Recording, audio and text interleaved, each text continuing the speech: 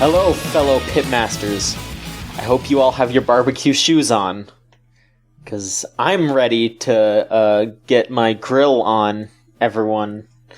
Folks, it's the Video Game Choo Choo podcast, and that's our show for this week.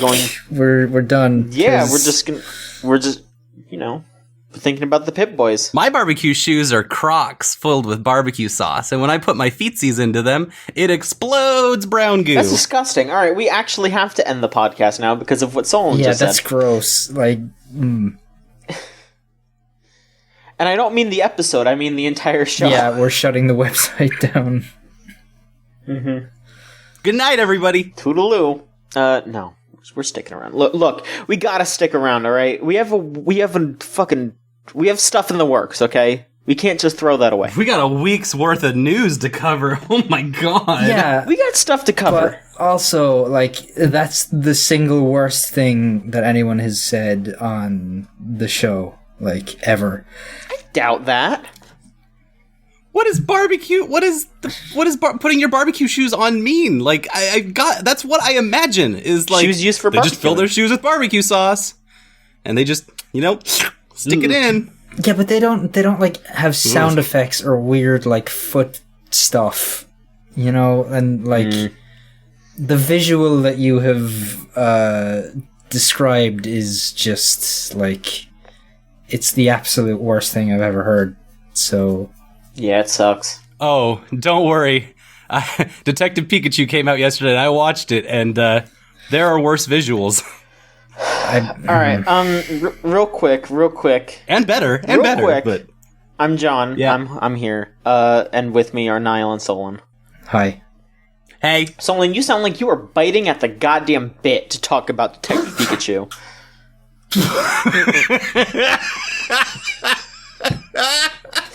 I'm a little scared.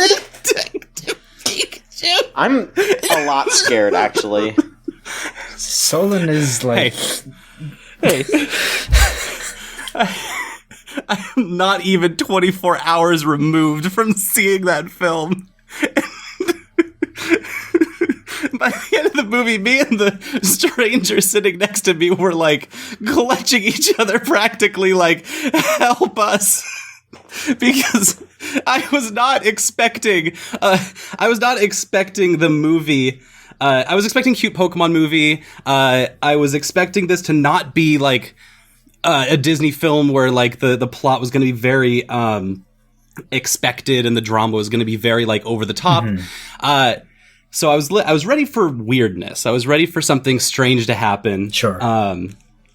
And they open the movie with this huge world-building thing.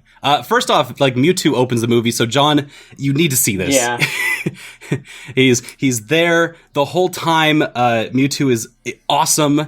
They totally nail the Mewtwo persona in a lot of ways, because he gets a lot of lines to express how he thinks and feels about the world.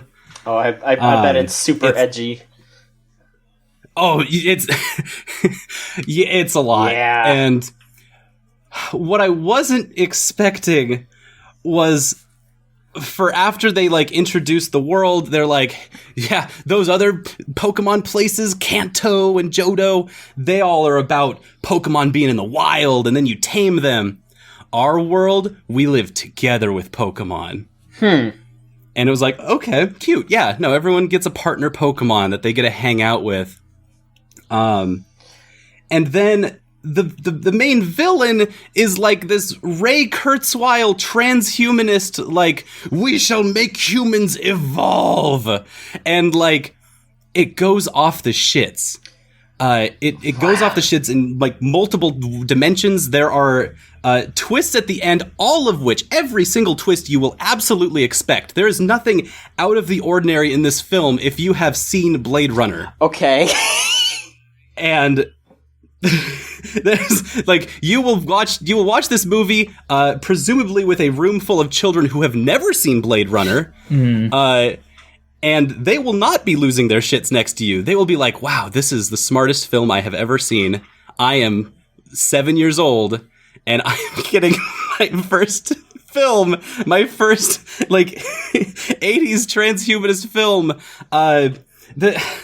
I'm definitely not going to like spoil any of the ending stuff, but I want to give you a lot of like build up to this because they introduced the main bad guy, and he's not even like a bad guy yet. You know he's going to be because they introduce him by the main character, Tim. I think he just had like Tim was they just called him Tim. It's I Tim loved it. Goodman, if I remember correctly. Tim Goodman. Which This is the level we're working on. Let's be real here. The reason why his name is Tim Goodman is because the character in the Detective Pikachu video game was named Tim Goodman. So they had to base it off of that. I'm glad that they didn't keep the exact same design though, because like Justice Smith is like he seems like a pretty cool actor and like seems like he's actually and the dude in the he's incredible. The dude in the game is just like this fucking like static fucking boring ass white dude just like oh Pikachu, let's go over here, and like Justice Smith actually seems like he's a person, so I'm glad that they played around with that. Oh, they played around with that a lot. Like, there are things in this movie that are buck wild, but like the things that are solid is Justice Smith is an incredible actor, and I hope that this gets to be a platform for him to do a lot more stuff. Oh yeah, because he's that perfect mix of this movie got to show off his perfect mix of having a wide range. He can do pretty much anything, even if it involves a CG Ryan Reynolds that's a foot tall. Like, there were action scenes, there were love scenes, there was him being a stoic character growing into someone who could actually feel to have a partner Pokemon and then feel to like it put other people in his life. Like, there was a lot of great stuff just in the character of Tim. And yeah, Justice Smith is just that perfect mix of like all things, and his face looks a little weird, which is that Hollywood, like that's the perfect thing that you need. When you just have like that's the it factor. It's the same thing that like Keanu Reeves has, where like before like in The Matrix is like, this guy kind of looks a little weird, and then you watch The Matrix, you're like, oh shit, yeah, this guy can pretty much do whatever he wants because he's Neo now.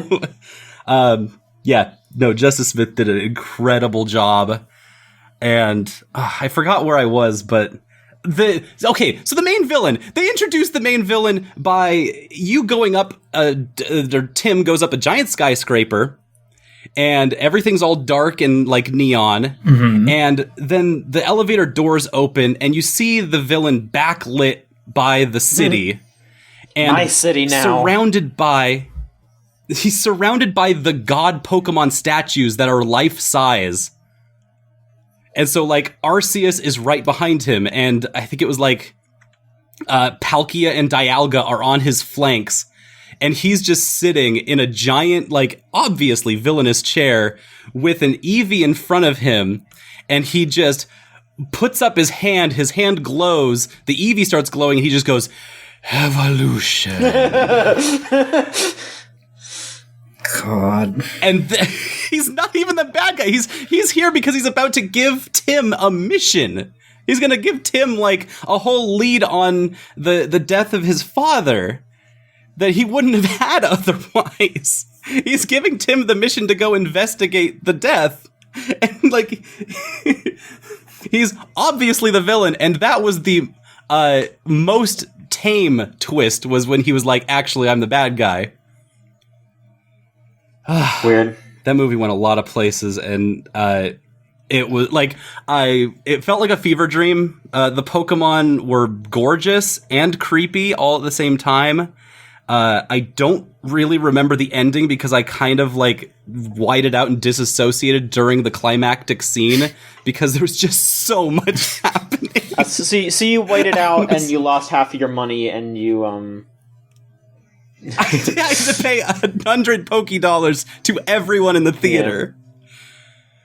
Yeah. But this, I described it on Twitter as like, what if Nickelodeon films from the 2000s, like what if the Clock Stopper people were like, let's try to make Blade Runner. And that's kind of the best I've got. Someone described it on Twitter as like 90% a Speed Racer film, like the Wachowski's Speed Racer. It was along those lines of wild shit just happening. Not a perfect movie, but that Mr. Mime scene that they kept teasing, absolutely worth it. Like the places that whole scene goes was way beyond what they showed in the theater. Thank God. I bet. Yeah, you can't show that kind of thing in a trailer. The kind of shit Mr. Mime gets up to is... Ugh. Also, the whole lead up to this film coming out was incredible. The weird marketing pushes that they did and the full film YouTube video that they leaked like 4 days ago, where it was just Pikachu dancing in the Key and Peele sketch loop for an hour and a half.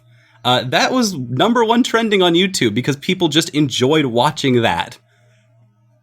I had middle schoolers come up to me that were like, I watched the full thing. I've already watched the movie, and I'll see it again in theaters, but like, I'm good now. And I'm like, God damn. So, yeah, no, I just broke a sweat thinking about Detective Pikachu, and I definitely broke a sweat like an hour and 10 minutes into watching the film. All right, it was a thing. Here's the ultimate question, okay? Yeah. And if you feel like this is a major spoiler, you can tell me. But does that movie end on any kind of sequel hook? And is it a sequel hook for another Detective Pikachu movie, or would they even dare hint at some kind of Nintendo universe? John, in no way does it hint at any of that, which was the thing I walked out. I walked out shocked. I was like, really? Holy shit, it just ended on a completely natural note. Really? No, like, end credits, nothing. Huh. No extended universe, just like, we made this film. It is finished. We do not expect to make more. That weird CG, if Pokemon were real life from like 2008 or whatever, that guy is like, this was my magnum opus. We did it. I made sure that Ray Kurzweil vaped out Mewtwo, and it happened. That's my dude smokes out Mewtwo. That's a plot point. It was incredible. Holy shit. I have to tell you that this was incredible. Mewtwo fucking hits the 30-inch fucking bong that Custom Grow 420 had in that one video. It really looks like that. That definitely happens. You could replace certain scenes in this movie with sound effects from Custom Grow going and it would perfectly match. God. So yeah, I hope everyone gets to enjoy smoking out Mewtwo this weekend, because it's worth it, even if it's weird and not perfect by any means. It just exists, and there's nothing we can do about it any longer. So Pokemon were freaking cute. So I will say, I do know that there is going to be a sequel. They already greenlit a sequel for Detective Pikachu. Really? Yeah. Which is not a surprise. Like, of course they would. No. Like, that movie's going to make $1 billion. What are you also going to do with all these giant CG assets that they have for this film? Yeah.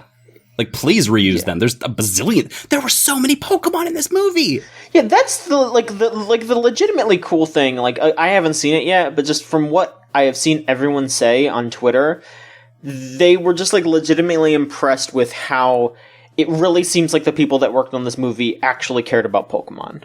Like this was, it's a big blockbuster movie, but it still looked like a lot of the people that worked on it were like, hey, people give a shit about Pokemon. Like, everyone out there has a favorite Pokemon, so let's make it so if someone sees their favorite Pokemon in this movie, they'll feel good about it. I think that's something that is, like, pretty commendable for a blockbuster to do. Like, like, we're talking about a blockbuster movie based on a blockbuster video game. Like, they're, like, as I nice really as hope it that can the graphics people I hope they get some kind of award for this, because, like, the opening scene shows, like, not just some, like, Pidgeys are flying into the city because like they're showing the overview of the city. But it's like, here's the whole Pidgey line flying over the city. And also here's a Hoot Hoot in the foreground. Also, you will never see another Pidgey again because we are going to go into the city and it's going to be all Star Raptors and the Starly line and Fletchender's going to fly through carrying it's like, wow, that's just the bird Pokemon. We haven't even gotten to the street level Pokemon. That's legitimately awesome. That's legitimately cool. Yeah, they made sure, like, every time they had a background character, they had a Pokemon there that matched that background character. That's pretty good. Because the whole thing was, like, partner Pokemon. So, like, when you see, like, the FBI or, like, the Special Forces agents come out because stuff's hit the fan, they all have Sneasels. Ooh. And so there's, like, 6 Sneasels and 6 special agents, and they're all next to, like, the reporter with the Audino, and, like all of this stuff just went together so well. It's gonna be fun to pick through in like YouTube videos. I should just say, Niall, all the stuff that Solon is saying, it makes a lot of sense. Okay, like I assumed as much. I was just gonna be like, yeah, I'll just take Solon's word for it. That like, yeah, like the Pokemon that Solon are listing, like match those kinds of people. You know, like sure, you're right. Like a Special Forces person would have like a Sneasel looks like a ninja. Basically, it's a Dark type Pokemon that is like really quick. So that makes sense. Okay. And then like an Audino is a Pokemon that like it has a lot of like helpful abilities and also like calms people down. So that would probably be good for a reporter. Like, hey, you know, if you're having any kind of difficulty talking or something, here my Audino will help you calm down. Like that, you know, Yeah, like Niall, there's two examples just for you. Is they hit the like underground scene where the underground Pokemon ring's happening, and the bass drops, and it shows a Loudred like literally putting a microphone below their mouth to hit the like guttural noises, and it's like, oh, that's the thing that's making the bass drop. Right. It's like they're doing dubstep because that's the thing that makes dubstep noises. Right. Yeah, like when you said Sneasel and like Special Forces, I was like, oh, that's probably some kind of like sniffer dog Pokemon. But apparently I was wrong, so that's fine.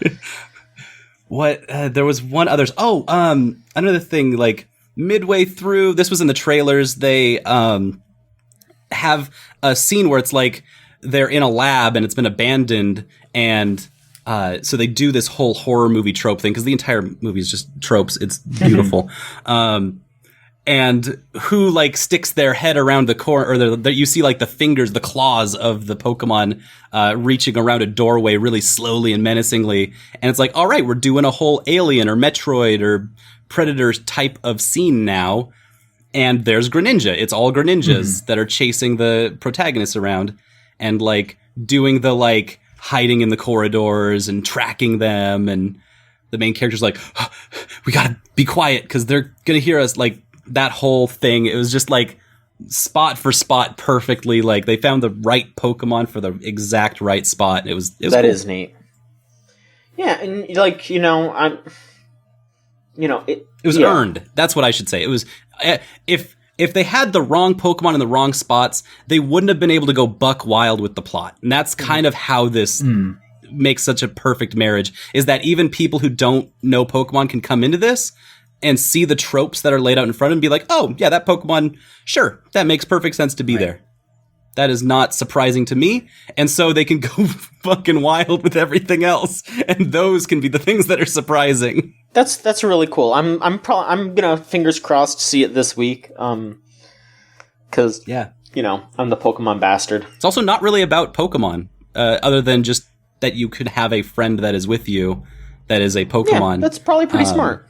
But it's just brilliantly put together, using what they had to make it the best show that they could have made. It's good. All right. I'm looking forward to that, and I hope that maybe the other Nintendo movie that they've confirmed, I hope the Mario movie is somewhat like that. But oh god, we'll see. I guess it could be. I mean, like this is a video game movie. I mean, that one's going to be by Illumination, so that one might be a bit more like. I don't know. We'll see. We'll see. Trailers told me that Angry Birds 2 is coming out. Oh. Thanks, Illumination. Great. Very exciting. Video games. That fucking weird, like, pretty fucking racist movie that's, like, not good. That first one. That whole Yep. first movie is basically like an anti-immigration movie, so that's great. I saw something that, like, fucking, speaking of video game movies, that they optioned fucking Saints Row of all things for a movie, and I don't know how you make a Saints Row movie work. I could see a Saints Row movie work, but I don't think it will. Like, you'd have to have somebody that just wants to fuck around and not give a shit, and just be like, alright, here's where we're gonna have the scene where Kanye West plays, and that's gonna be it. We need, like, 4 scenes of Professor Genki, even though, like, nobody's gonna give a shit about Professor Genki. Like, it's just like, no, they're not gonna do that right. They're gonna make a fucking Saints Row 1 movie, and it's gonna be completely serious, and nobody's gonna like it. But Keith David will still be in it. He better be. Yeah. Is it weird that I kind of feel like a little proud that Volition was able to do that? There's something there. Volition seems like an alright group of folks, but like, yeah, I don't know. Out of all of those movies, like, I wouldn't feel the same way if it was a GTA movie or if it was a Borderlands movie or if it was a Far Cry. There was a Far Cry movie. Oh, yeah, it's right. There sure was. It's a movie. Yeah, it's Uwe Boll. Uwe Boll. Oh, that's right. Yeah, I think that. Okay. Did he make that before or after the Blood Rain movie? I don't remember. I don't know.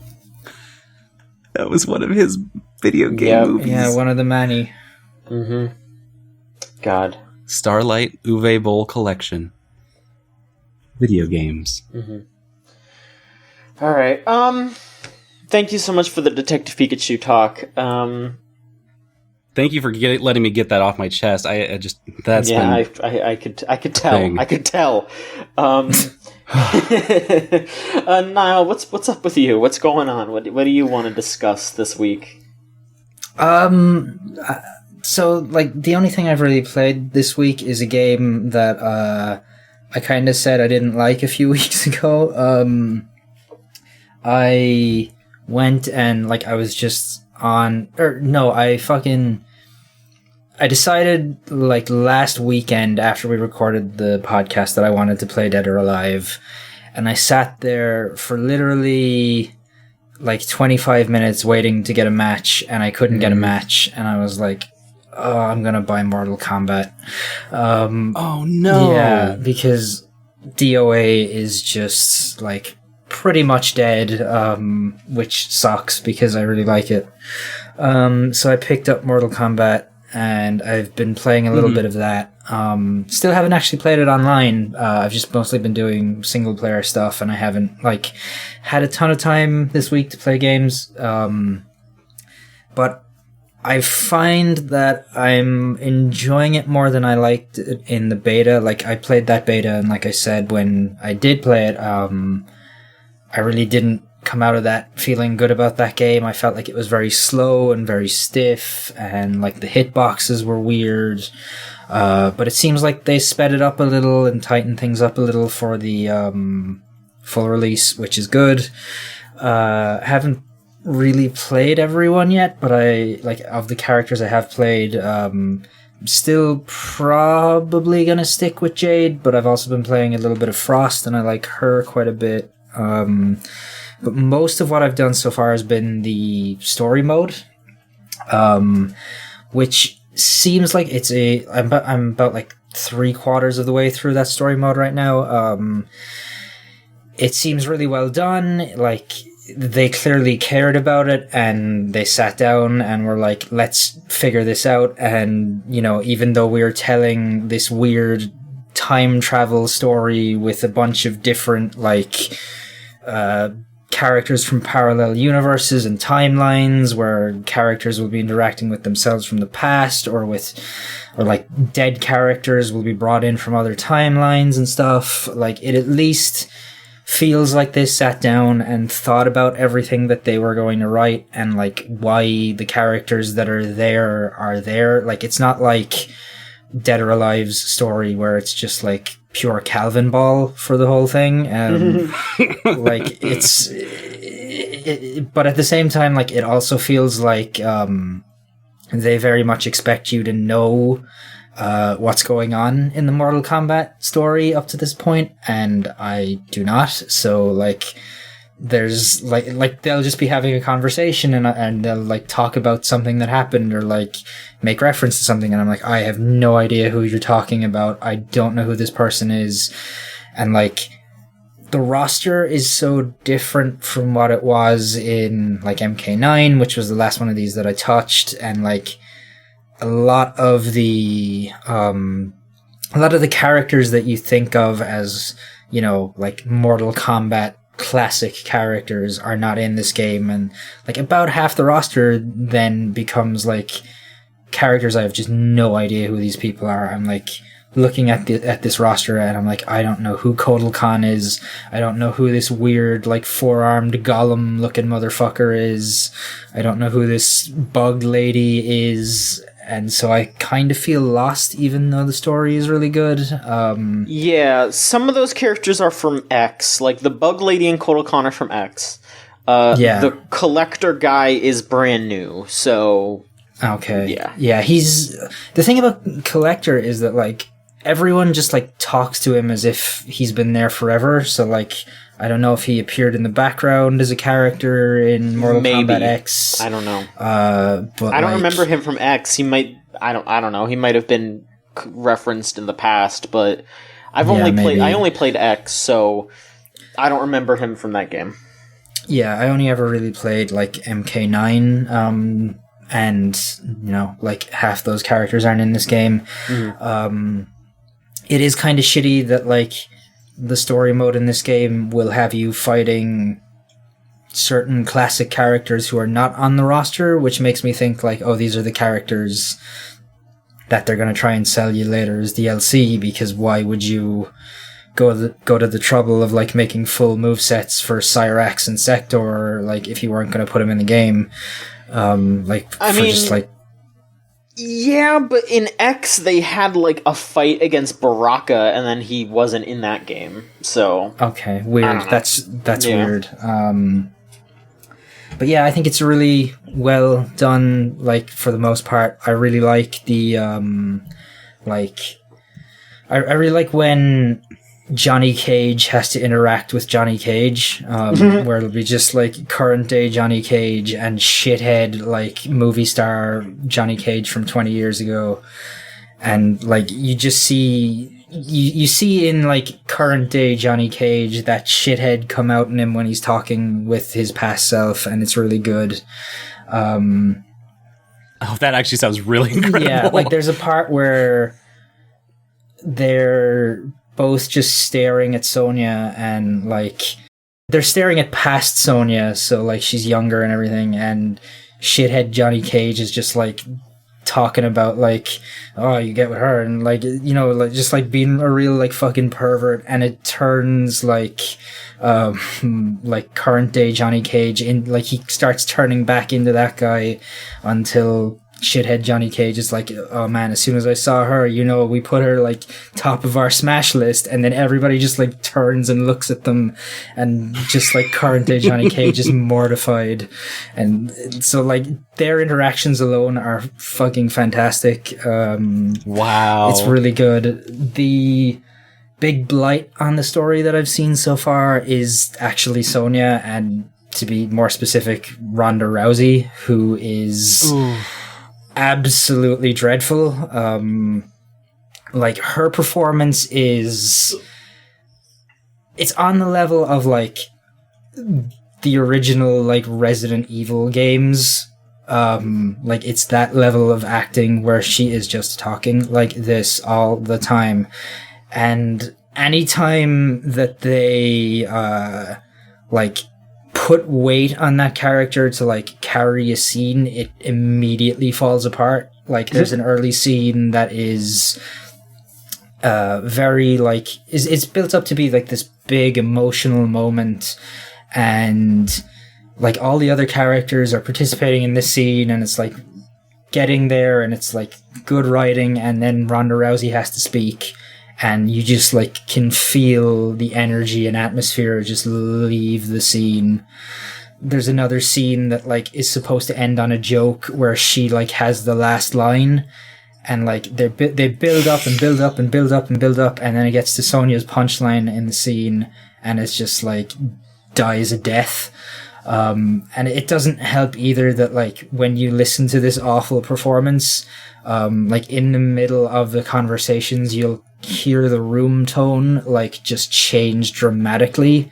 So it makes me think that like everyone else voicing this game was doing it in a professional studio in like Los Angeles or something, and Ronda Rousey probably did her lines like in a broom closet in Green Bay during like a Raw or something. Like it's so she obviously was not in the room with everyone else delivering lines. And like and it shows. Like I wouldn't be surprised if they didn't even have somebody there to like read like the lines like opposite her, and she just was like, I'm just gonna do this in 5 minutes, just read my lines, because it is really bad. It's really bad. And like I've gotten past now the part of the story mode where you actually play as Sonia, and honestly, if she wasn't voiced by so badly by such a fucking terrible person, I might consider playing Sonia. Maybe if they go and like pull a Destiny and redub Sonia's lines with somebody who can like talk and isn't terrible, I would consider playing as her. But yeah, it's really bad, and it's real, like it really stands out in an otherwise really slick and well done production, which is a shame. On a different note, I know you talked about how you kind of came to playing Mortal Kombat because like the other fighters that you would normally play are dead right now because everyone else is playing Mortal Kombat, so you're kind of in a stuck spot. What's been keeping you playing? Is there a certain character that you've really liked playing as? Or well, I haven't had a ton of time yet to play it, but like I've done a handful of the like towers and stuff. I've mostly been playing as Jade, who was one of the characters I played a lot in MK9. But I've also been playing a little bit as Frost, who was fun, but like I can't get it out of my head because she's like an android now in this game for whatever reason. I don't understand why. But she wasn't before. Apparently not. I think she was just hell yes.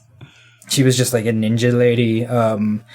But something about her design in this game, and maybe it's just the fact that like the way they made her look combined with her being an android, I can't not look at her and think like, oh, it's Kara from Detroit Become Human, except her hair is blue now. And I'm just like, oh no. Oof, that's weird. But David Cage got you again. Yeah, David, he fucking follows me everywhere I go, and it's the bane of my existence. But yeah, I'm liking it more than I liked it when I played the beta. I don't know how long I'm going to stick with it. I don't know if like maybe when this dies down, people will maybe come back and start playing DOA again. I kind of doubt it. Because I feel like people are just going to move on to Sam's show, because that's out in like another few weeks. So we'll see. But yeah, it's been a decent time so far. I still feel like I have a long way to go in like learning how to play that game. So we'll see. All right. Yeah, I hope that a lot of things shape up over at NetherRealm, but it sounds really bad. Yeah. It's still like that game still sounds like it's a good game. So, you know, I like all I can hope is that games of that quality continue to be made. Well, they will probably be even better if you know, the workers are treated far better and they don't hire shitheads.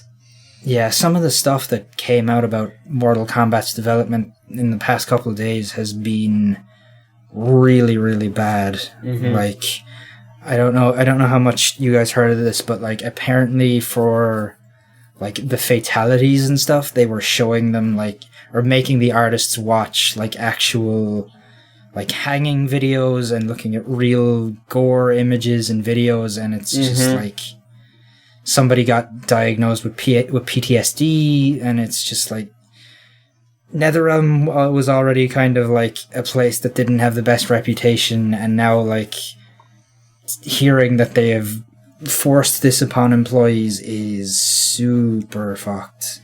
Yeah, like there are definitely people that can handle stuff like that and would thrive in that situation and would be like, yeah, sure, I can work with this, but you know, just bringing people on and then being like, all right, well, you're going to work on the fatalities, so here you go to do your job. You're going to have to watch 30 hours of cattle being slaughtered. It's like, yeah, that's not something you can just drop onto somebody. Holy shit. Yeah, it's... And, like, making people do that while they're already being subjected to, like, incredibly harsh periods of crunch and, like, just terrible working conditions from the sounds of it, like, it's real bad. No. It's real fucked up. It's not good. That sounds like an extremely uncreative management environment. Like, I'm trying to process why you would assign that to someone instead of the myriad other things that you could assign, like actual gore entertainment. Things that have been already designed to be enjoyable to watch, even if it's from a niche audience, because that's the niche that Mortal Kombat's trying to serve also. Like, why you would do that instead of being like, here's Fangoria's collection, peruse this as you see fit, because It's not like Mortal Kombat's ever had a problem with having gore be too unrealistic. Like, it's Mortal Kombat.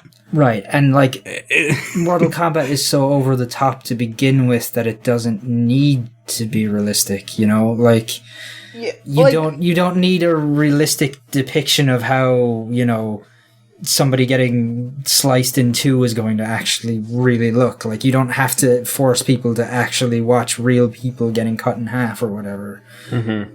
Like, you can figure it out. You can look at a diagram of organs in the body and an artist can figure out what that might look like without, you know, getting scarred for life and having to go to therapy, and it's fucking insane. And what's weird is that if you translate that through the game, it's not necessarily fun, even if it is like super shocking. And so this was going to happen anyways, but now all my students are watching the MK11 fatality montage. Like, gotta see every fatality in the game.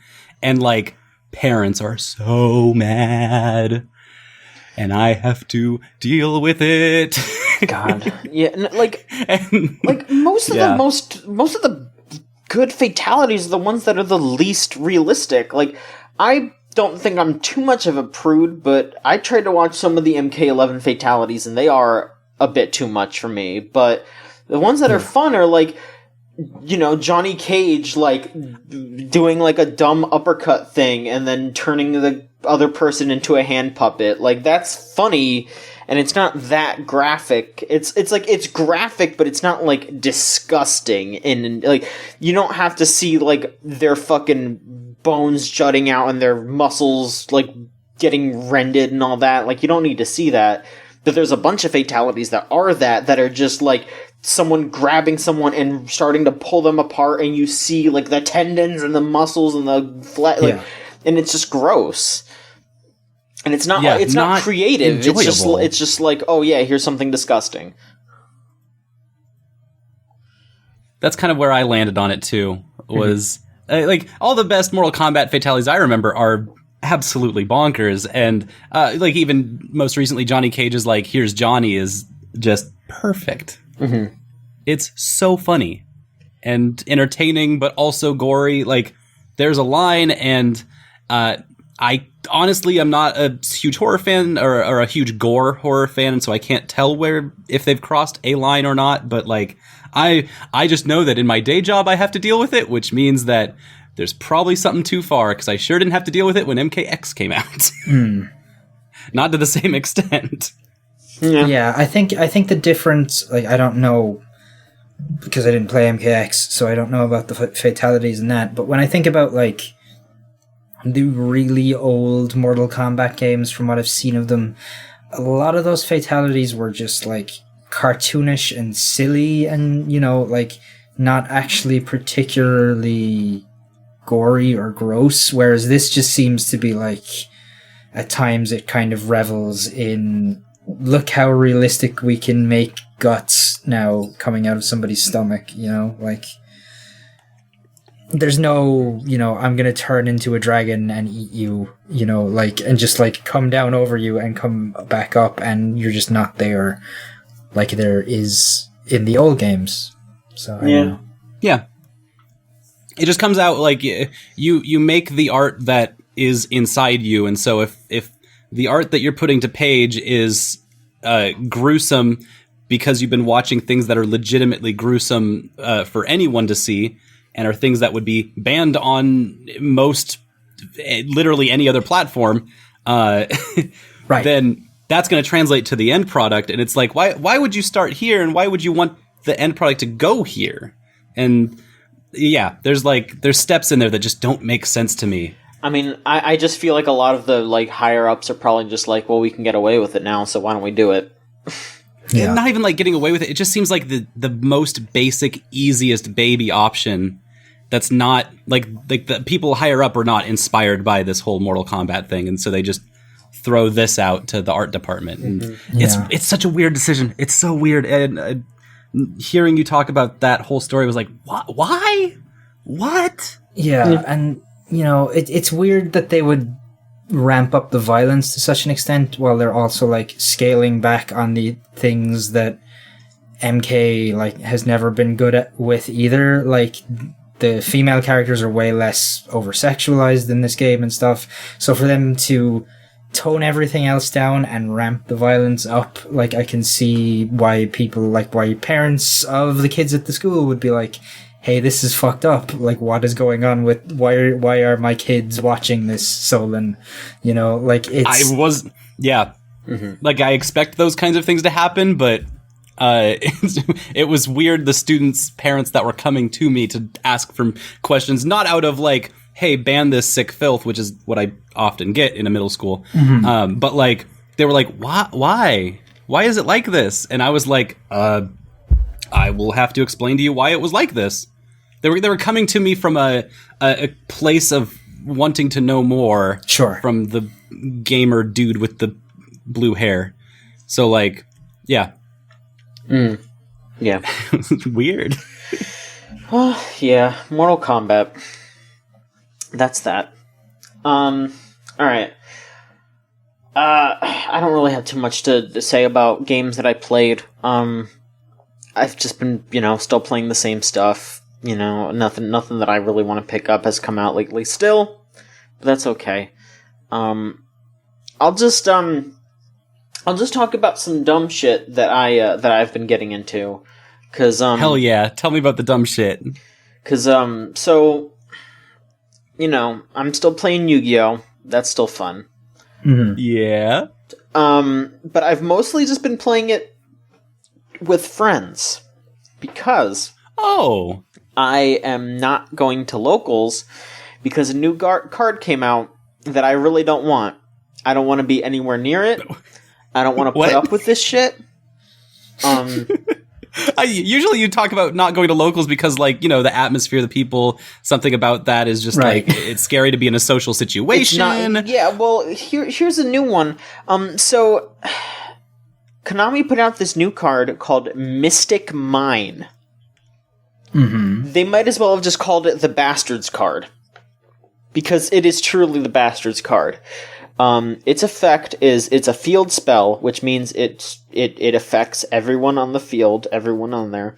Okay. And it's basically whoever has more monsters can't use their monster's effects or attack. Wait, what? Oh, what? Yes. So if you have 2 monsters on your side of the field and your opponent has 1 or even 0, you can't attack or use any monster effects. You can get rid of the card using, any kind of card that gets rid of spells, but it would have to be another spell or trap, and not a monster. And the way that Yu-Gi-Oh! Is right now, people don't really use spell or traps that much. It's mostly monsters. So, It's just very, very annoying. And I don't want to put up with it. So I don't want to go to locals because I don't want to have to play against those people that use it. Oh, that's weird. So like their solution to like, hey, how do we get all of these monster decks are getting really similar because everyone's just trying to summon as many monsters as possible. What if we make it so the monsters do nothing now? Here's the thing. It wasn't even that bad. The meta is not bad right now.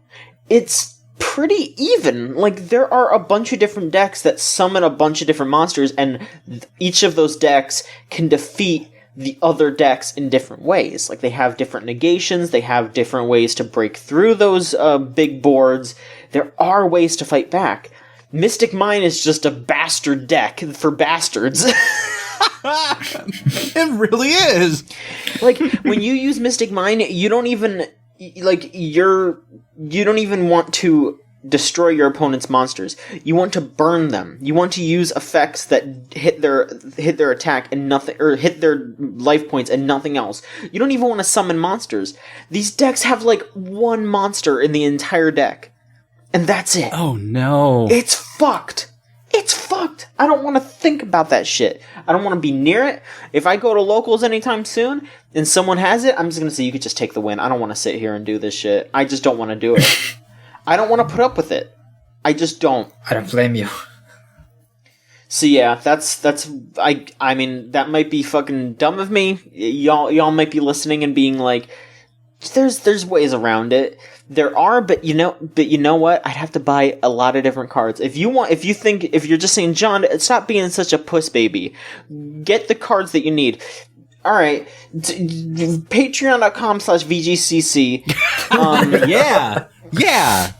Send $200, right, and I'll buy the cards that I need. Okay. All right. You're looking more at like the end result of this is that if this is going to stagnate the meta in a way that it looks like it might, then you don't want to invest in countering that deck anyways. Yeah, because it probably won't be around very long. Yeah, I'm fairly certain that they're going to ban it soon, and if they don't, and if they don't, then Konami can take a fucking gaze at my butt cheeks because I've had enough. Yeah, that really sounds like the kind of like game-breaking bullshit that would honestly make me be like, I'm gonna skip Locals 2 for a while, like if I played that game. That's just...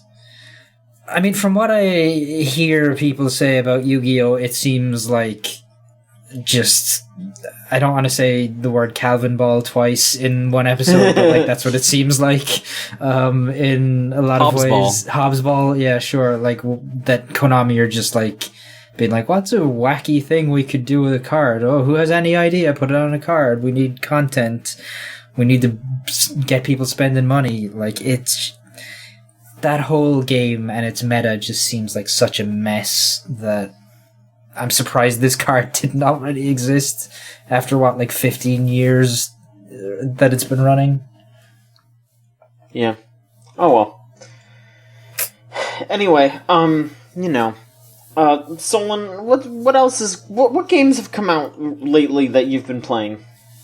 I'm sorry, John, you said Konami gaze at my butt cheeks, and I'm still just reeling from it.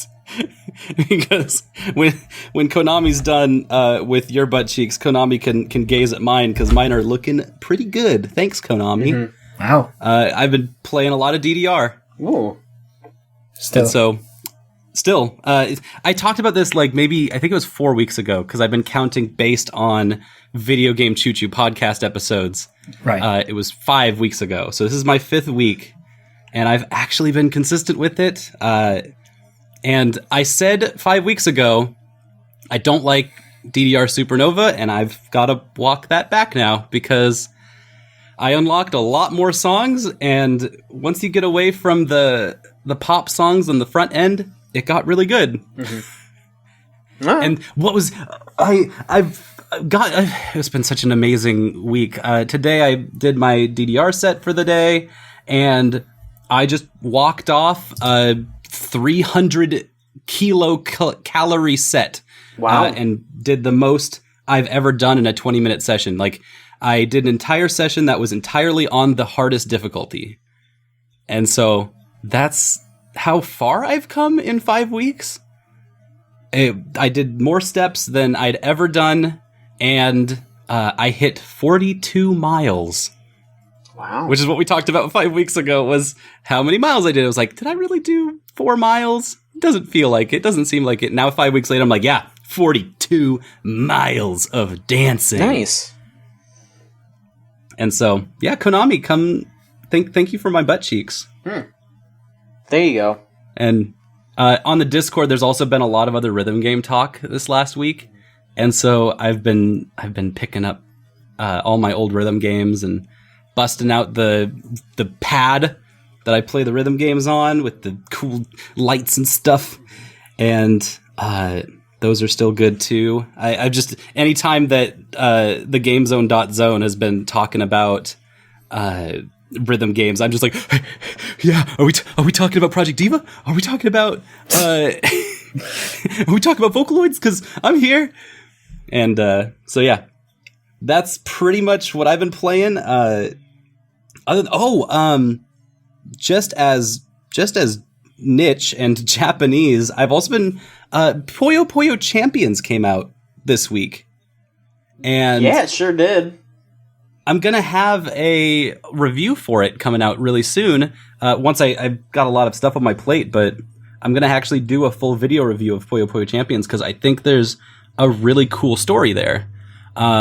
It's a Puyo Puyo only game, unlike the 3 years ago's or 2 years ago's Puyo Puyo Tetris.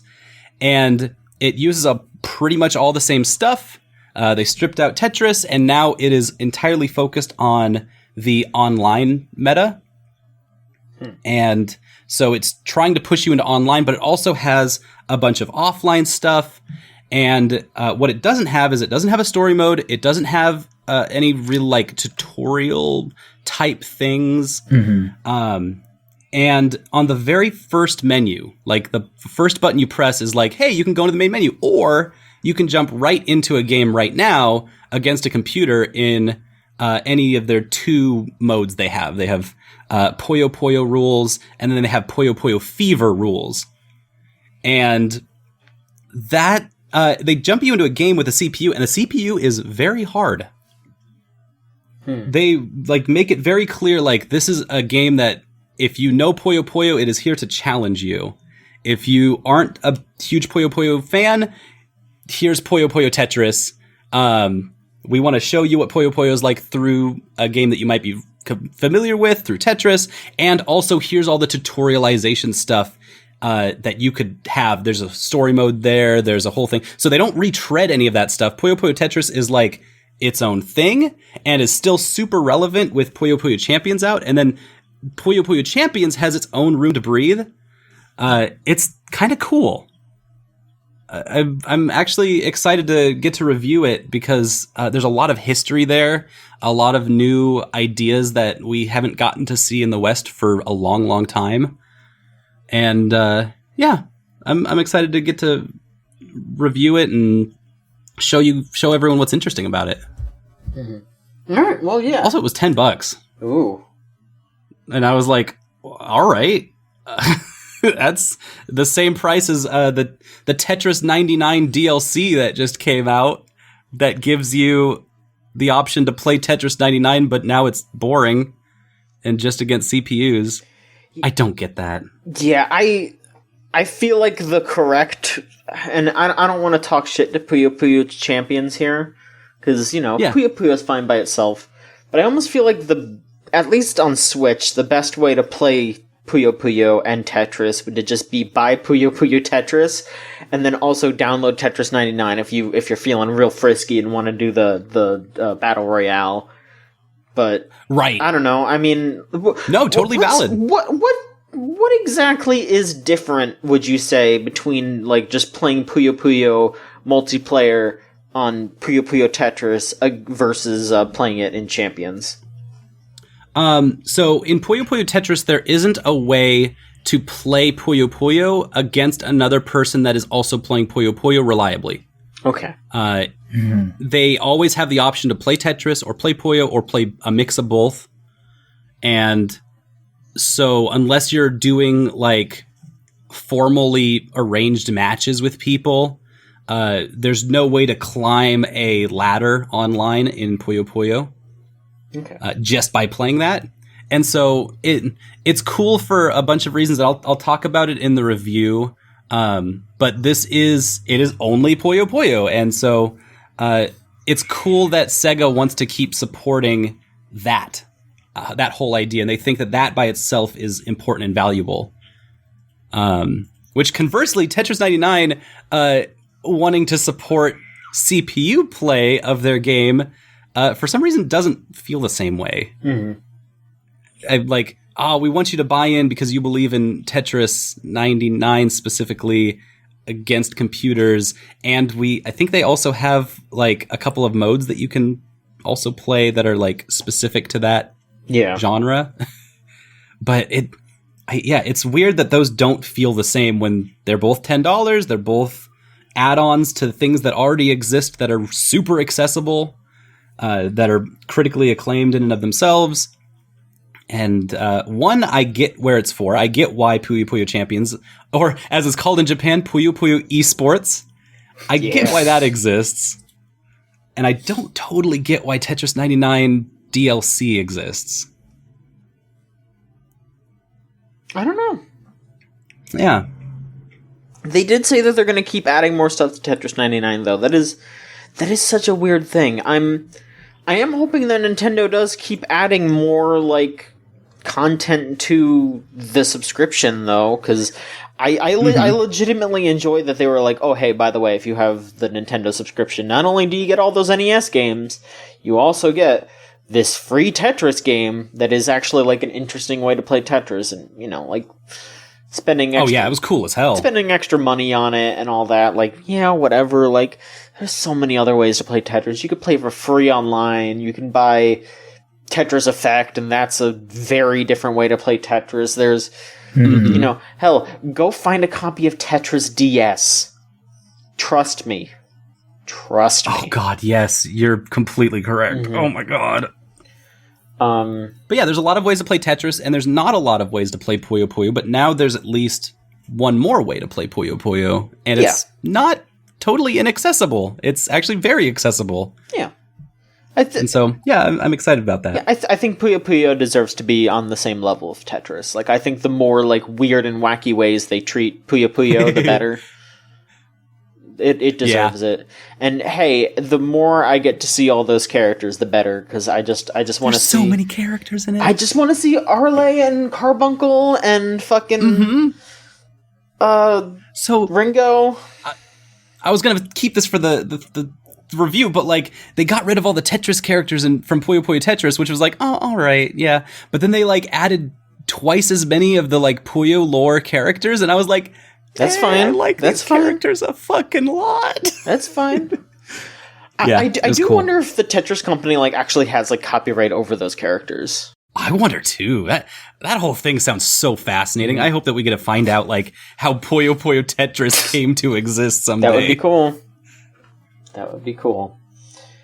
Like, how did Sega make a Tetris? Like, Sega's made Tetrises before, but not necessarily officially licensed Tetrises.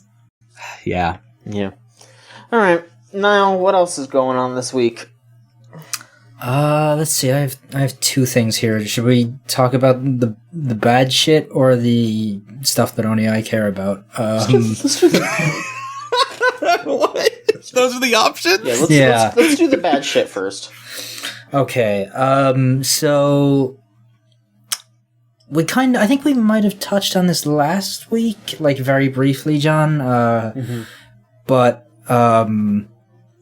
David Eddings, who was the voice of Claptrap, basically last week in Borderlands, basically said that he wasn't going to be reprising his role because he had demanded to be paid for the first time because he was no longer a Gearbox employee and they suddenly couldn't afford him, so he wasn't going to be back. And Randy Pitchford responded to that. He's the CEO of Gearbox, for anyone who doesn't know. and he basically was going off about how well compensated Eddings had been while he was working at Gearbox, how bitter Eddings had been, or was now, because he was not at Gearbox anymore, even though I believe Eddings, like, was the one that made the decision not to renew his own contract there. I could be wrong. So in response to Randy's response, David Eddings came out again and basically said, listen, like, I offered to do it for back royalties for, you know, that I wasn't paid. I was told no. I also offered to do it for an apology because Randy Pitchford assaulted me, is essentially, you know, what he is alleging, and we have to say that. But yeah, apparently Randy Pitchford, who has all kinds of bad shit like around him over the past few years, now has this assault allegation against him from a former employee of the studio. The assault was alleged to have taken place at GDC in the Marriott Hotel in 2017, I think David Eddings said. Holy shit, that's super recent. Yeah, so this would have been like right around the time Eddings left Gearbox. And yeah, man, like, what is fucking going on with Randy Pitchford, you know? Like, the dude has, you know, like, everything happened with Aliens Colonial Marines, and he was accused of quite a bit of shit there with regards to the development of that game. He was accused of embezzling $12 million from Gearbox's employee bonus pool, like, to his own personal accounts. There was, of course, the whole, like, porn, USB, and pedophilia allegations a few months back. And now this.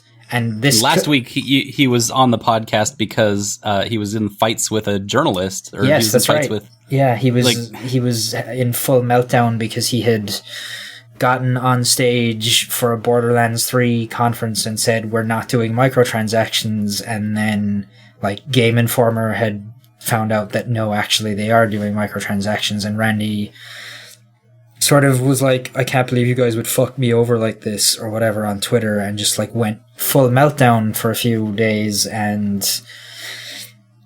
God, like, this is a mess. Yeah, and there's nothing anyone at Gearbox can do about it, because Randy Pitchford owns the company, and he is just the worst possible person to put out there. But he seems to have such an ego that, like, he has to be front and center of everything they do, and it's... oof. And he's still there.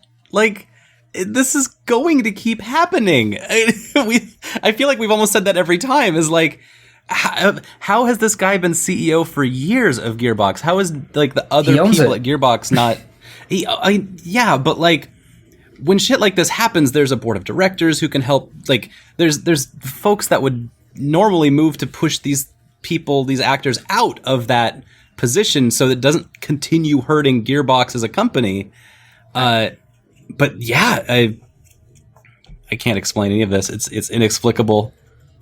Yeah, like you would think that maybe even, you know, publishers like 2K who are publishing Borderlands 3 would be like, hey, fucking listen, Randy, we can't stop you owning this company, but fucking don't get on stage anymore, don't go into public anymore and start, like, running your mouth about stuff, because you are actively hurting this game and hurting your own company's image and our image along with it, because we're partnered with you. And like Randy has not responded to the allegations of physical assault. He's probably figured out at this point that he is probably better served keeping his mouth shut for a change. He's just been tweeting about playing Sea of Thieves the past few days since these allegations came out. But, like, for fuck's sake, like, it's too late for you to shut up now. You know, like, you can shut up now, and, like, maybe more stuff won't come out about you. But, like, you ain't fucking getting rid of the last, like, 3 years of shit about you either. You know, like, everyone should be side-eyeing you at this point. Yeah. Yeah, that dude can, in Sea of Thieves, take a long walk off a short dock. Yeah. He can be fucking scuttled any day. Fucking, yeah, like... Randy Pitchford scuttle, bitch. Yeah. Go scut yourself. He really should just, like, fucking stop being in public at this point. Oh, like, yeah. He obviously doesn't even value Gearbox, or else he would have stepped down years ago.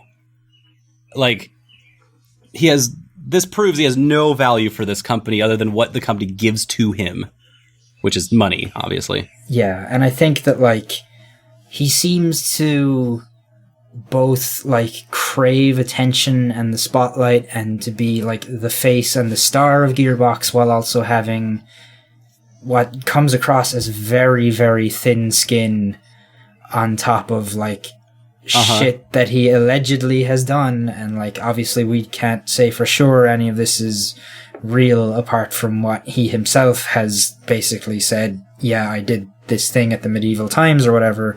But, like, there's a lot of stuff that people are alleging about this dude, and it's... like... And what we've seen for the last 2 weeks are specifically things that affect Borderlands 3, their big flagship game. Yeah. And so I don't know how consumers could have any faith left after this, or even what is to come, because, like, the microtransaction thing and the claptrap thing are things that directly affect that game's development. Right.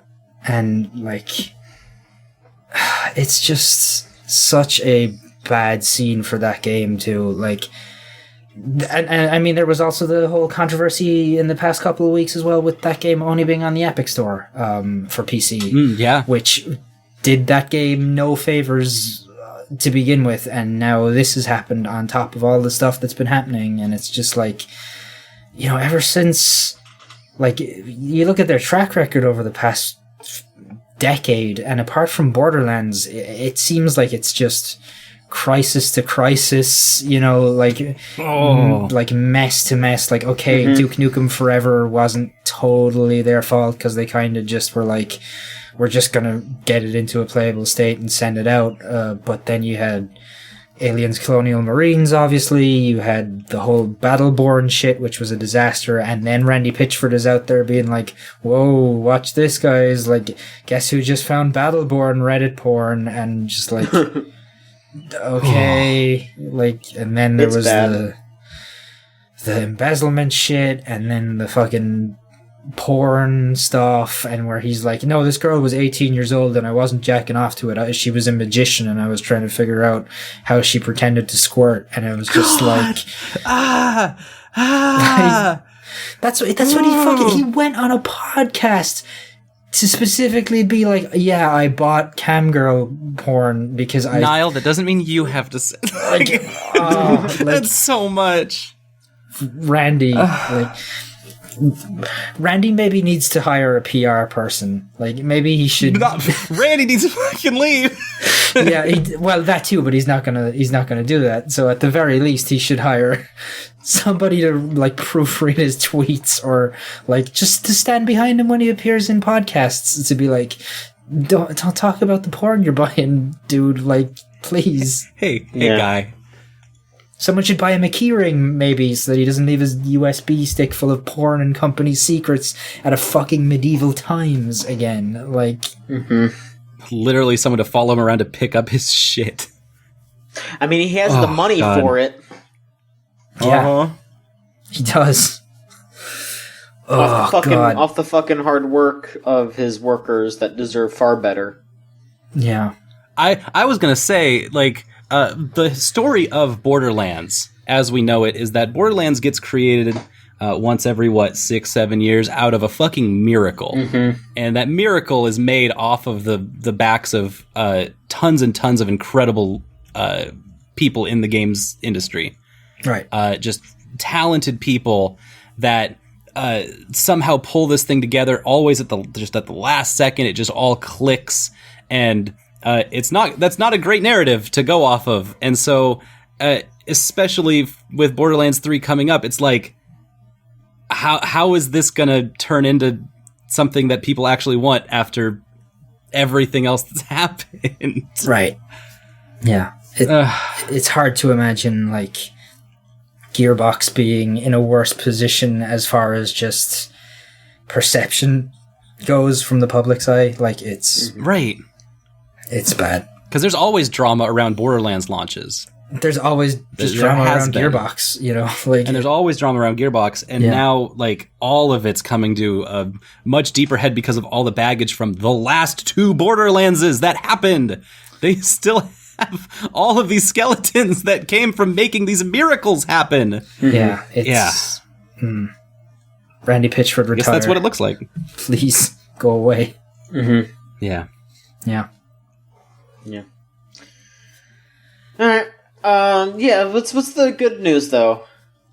Okay, the thing that only I care about. Sure. Hell yeah. So, they pushed, the Dead by Daylight developers, Behavior Interactive, pushed the mid-chapter update that they do, like, in between large content drops this past week. And for not the first time lately, because they did it as well when they pushed out the patch after the last DLC dropped, where they accidentally revealed that Bruce Campbell was being added to the game as Ash from Evil Dead. They pushed the wrong build again, and it was basically like you couldn't play as him, but Ghostface from Scream was just there in the character select screen for killers. So, like, people data mined it, and they got all the stuff out of it, as far as Ghostface goes anyway. Yeah, they're adding Ghostface from Scream to that game. He has, like, for his kill, he will now just, like, stab you in the back, and while you're on the ground, he lifts up your head and takes a selfie with you. Like, it seems like they're really leaning into the good shit from Scream. I'm excited to see whether it's Neve Campbell or David Arquette or maybe Matthew Lillard or Courtney Cox that they add as the survivor for the chapter. Oh yeah, there's so many good options there. I feel like it's probably going to be David Arquette, so we can have, like, the former WCW heavyweight champion of the world. Because, like, you could probably get David Arquette, right? At this point. Yeah. You could probably get him. I mean, if he's going to wrestle indie shows, he'll definitely fucking and almost do Dead by die. Daylight. Yeah. So, yeah, I guess Ghostface and maybe David Arquette are going to be in Dead by Daylight, and I'm very excited to see that next month when it drops. He takes selfies. That's so good. It's really good. I'm really glad that, like, they consistently, when they bring in these like licensed killers, manage to find a way to make them make sense and retain their own personalities in that game world. So it's really good. I'm very excited. Stolen, how about you tell us about what's going on with Sea of Thieves real quick? Oh yeah. From Dead by Daylight to Sea of Thieves. Yeah. So another game that's had a lot of changes going on. We played it on Sundays with Solon on hashtag SWS last week. And we spent like 6 hours in the sea. It was me and Zach. QB was there and Morat was there. And we filled up a galleon, sent it sailing for like 6 hours. And we did not even get to all of the expansion stuff. It's really cool. We showed that they added fishing and they added cooking. They added a whole bunch of new, like, consumables and a lot of different ways to now sail your boat with harpoons attached to the front that can guide you around islands really quickly and do fun maneuvers, but also, like, pick stuff up out of the water. And it's just, hey, we added a grappling hook to the game, and every game needs a fucking grappling hook. So, like, that was all so cool. And we didn't even get to the actual meat of the expansion because they're doing their 1 year anniversary. And so, like, they added what is essentially a completely new, like, 25% of the game because there's a whole faction that does the fishing stuff. And so now there's 4 factions and there's achievements with all of the fishing and cooking. And so, like, they grew that out a whole bunch. But then they also added a full story mode. Oh, wow. There is a bunch of books around the islands that they're called Tall Tales. And you can pick up that book with your crew and say, hey, we're going to go on a tall tale today.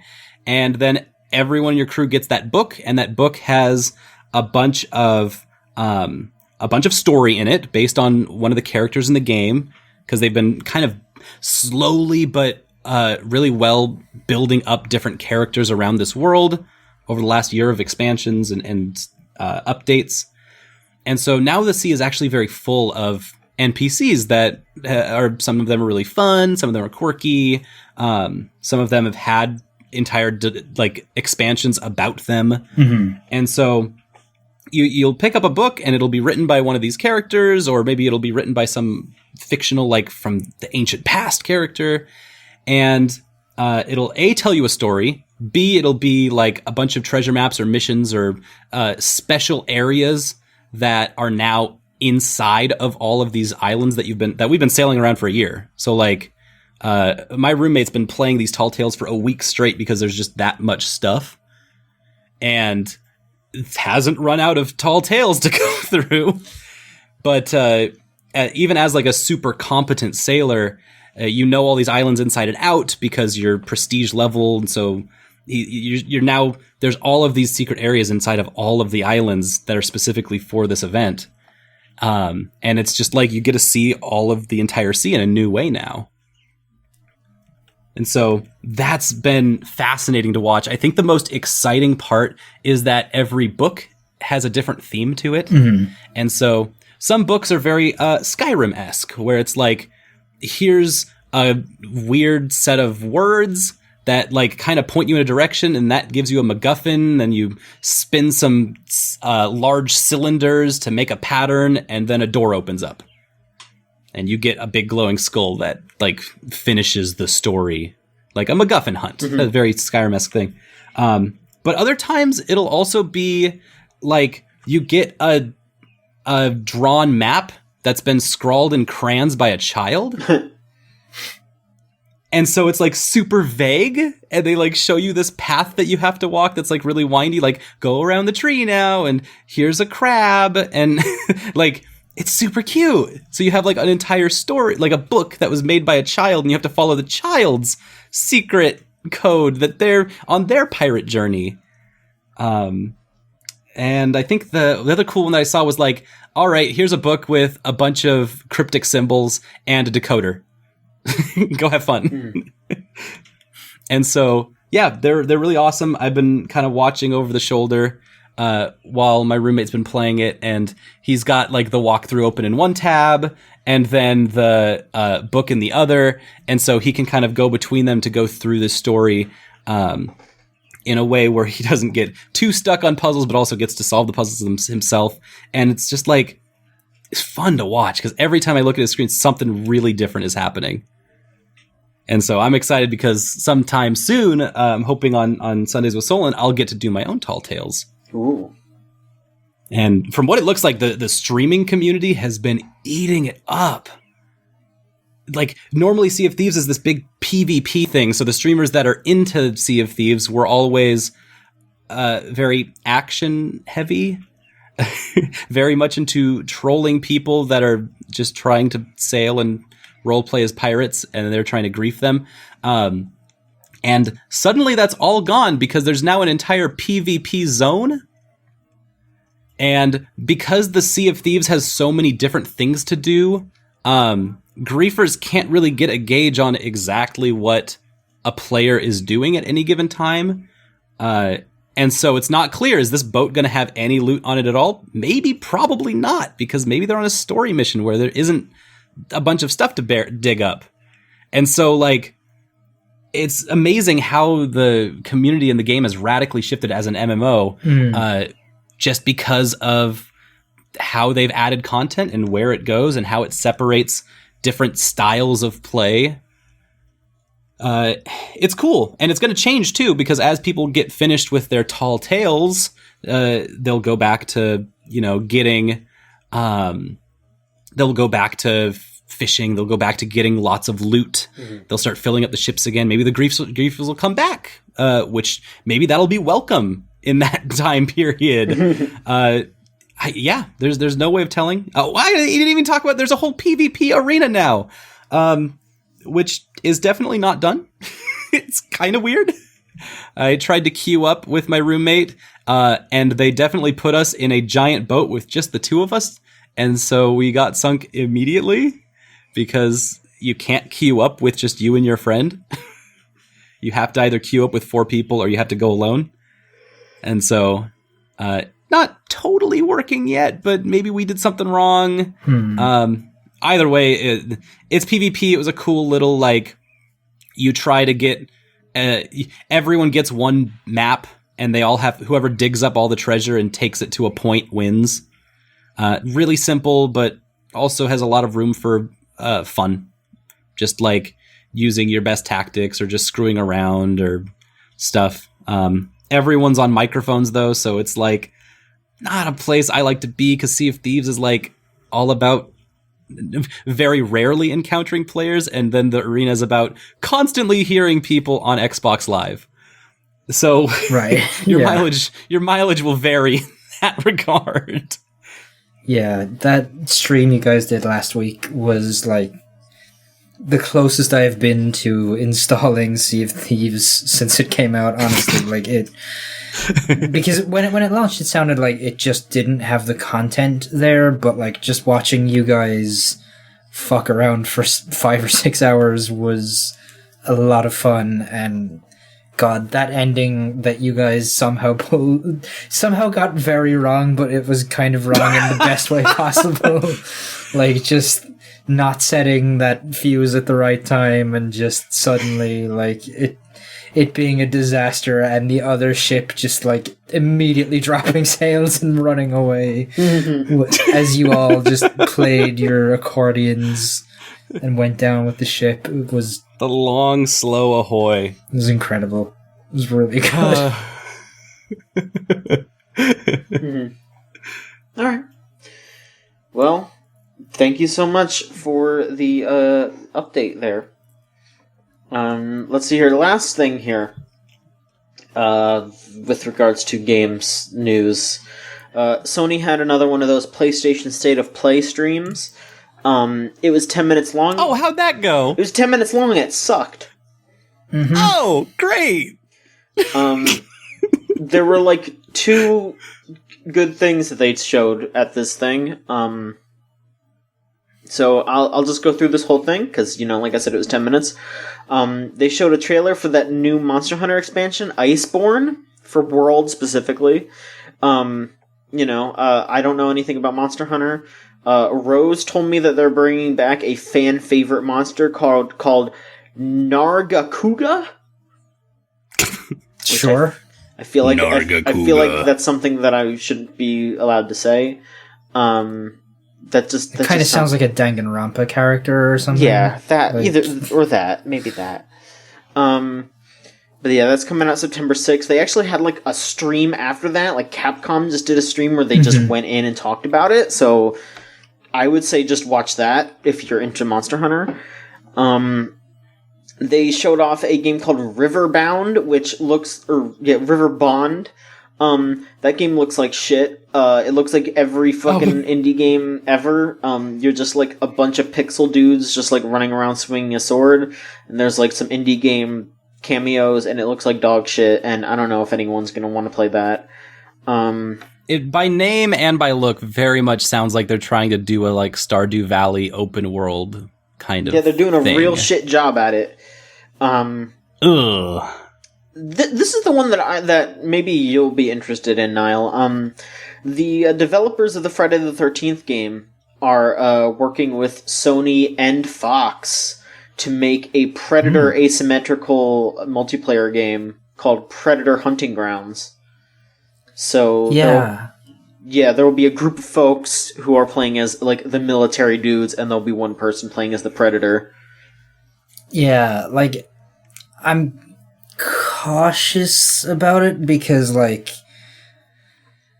I feel like those asymmetrical games work best when like the one person who is playing, you know, in this case the Predator or Jason in the Friday games or Michael Myers or Ghostface or whoever in Dead by Daylight, like I feel like those games work best when that player has all the power. And I'm not sure having 4 players who also have guns all gunning for them is going to be really like a thing that's going to work.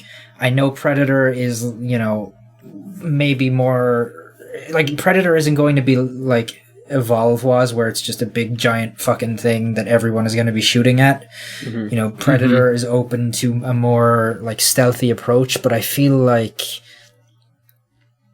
once you give everyone else weapons too, you're kind of losing the thing that can make those games fun. So I'm not super stoked. I feel like in those other games, if you were playing as the one person, you can kind of get away with fucking up here and there.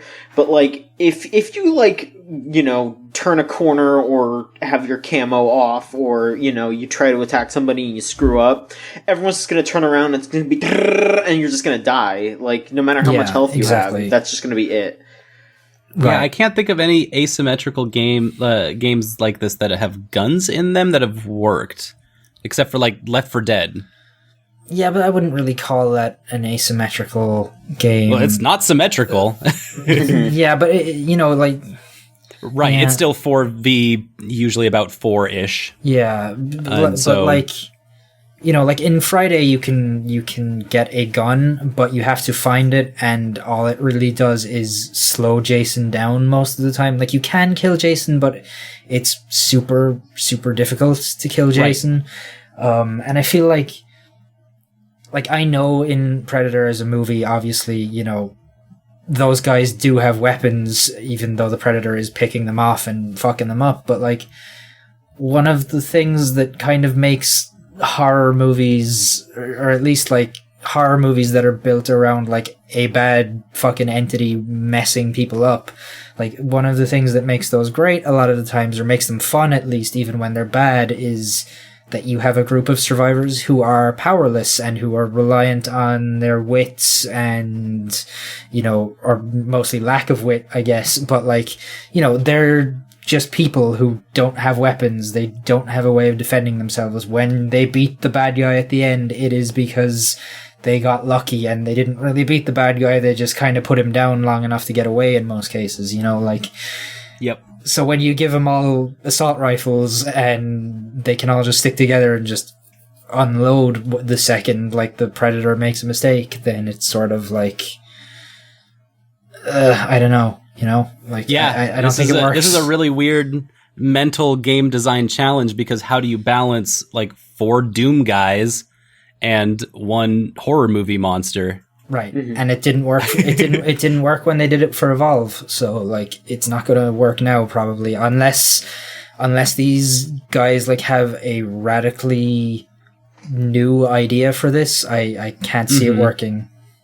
Yeah, like, because that was what Evolve was based on, right? It was supposed to be like, this is a big enemy who can kind of like sci-fi see everyone around and take their approach and. But like execute. Everyone else had weapons and everyone else could fuck it up. So like, it didn't work and people didn't like playing it because it was too easy to gang up on the one person who was supposed to be the one with all the power, you know? So like, I just... Still a very valid attempt. Like, there's something valorous to being said, because this is the game design that we've always tried to do. Right, sure. It's just very hard. And Evolve proves it. Did they say that is like they're going to be a Carl Weathers character in there? Is Arnold going to be in it? They just showed some very generic military dudes. Like, they didn't even show the Predator. They just showed like the fucking optic camo and that's it. So that's okay. I don't think... I would be shocked if either Carl Weathers or Arnie was in there. Maybe they can get Jesse Ventura, but like... I could see that. I could see them adding those characters later as like DLC things or like updates like they do for Dead by Daylight. Be like, yeah, you know... Yeah, if pre-order now and you could play as Arnie or, you know, whatever. I could see that. If they don't have them in the box, I'm not sure how great it's gonna do. Well, like because like if Evolve had that kind of like star power in it, I think it would be in a very different place. Maybe, but like this is the same people that make the Friday game, right, John? Yes, you said that. yes, it's the same people that make Friday the 13th. And like Fox is involved. They've been kind of sitting around for the last like year and a half, and the Friday game is kind of dead now because they like the rights to that game or the rights to that franchise are so like all over the place that like nobody knows who actually owns Friday, so they haven't been able to make DLC, which has affected that game. So like maybe now that like whatever they've been doing for this like while this lawsuit over the Friday rights has been going on, maybe they've just taken whatever ideas they were going to have for that thing and decided like, what can we get? Predator. Okay, let's just stick a Predator skin on it. I don't know, like maybe honestly not a bad idea. Maybe like with how good Dead by Daylight's been. Yeah, like maybe there'll be an element like there is in the Friday game where maybe you are starting off, if you're playing as the Marines or whatever, and for whatever MacGuffin-y reason, you just like have no weapons and you gotta find and forage for weapons. Maybe then it could work,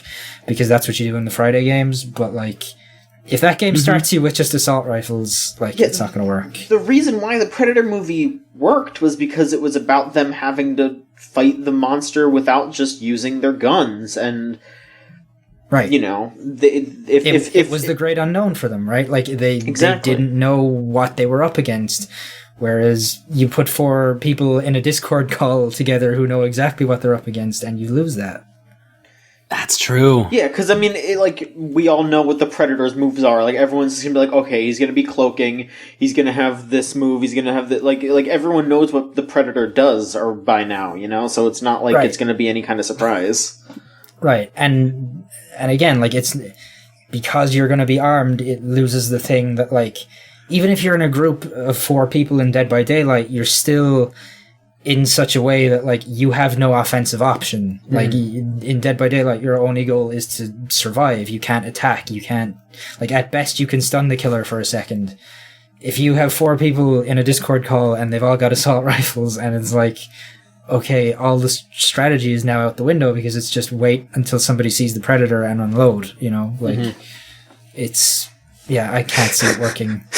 God, I'm just imagining this like new Predator film where like Carl Weathers is like, all right, we're going in the jungle. I've got my game facts open and there's definitely a Predator out there. They're going to have cloaking devices.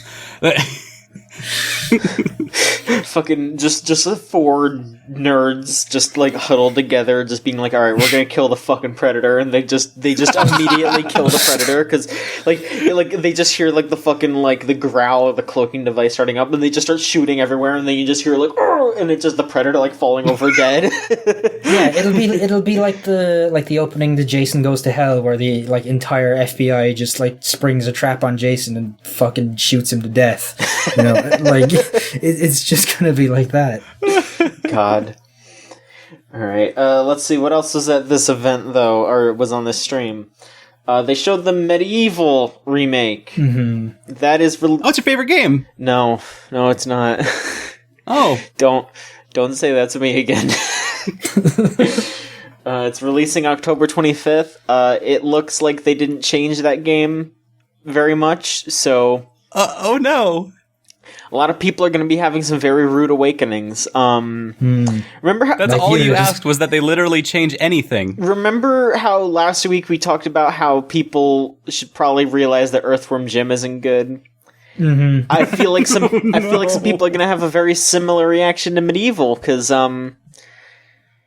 I like some of the things that go on with that game, but actually playing it is kind of awful at times, and if it's the exact same game with no changes, it's going to be very, very frustrating for people. Plus, the frame rate looks like shit. Yeah. Oh no. That's just that's just classic. Yeah. I don't know. Nostalgia. I don't know. I mean, I guess we'll see. They have another couple months if maybe they'll say, oh, hey, there's going to be some new modes or whatever. But that game is not Spyro. That game is not Crash. Those games are very, very easily... Like, you could play those original PlayStation 1 games today and have just as good a time. Medieval, no. No. Sorry, Dan the Skeleton Man. I love Sir Dan. I would love for them to make a new Medieval that has good controls and good map design and good mission structure.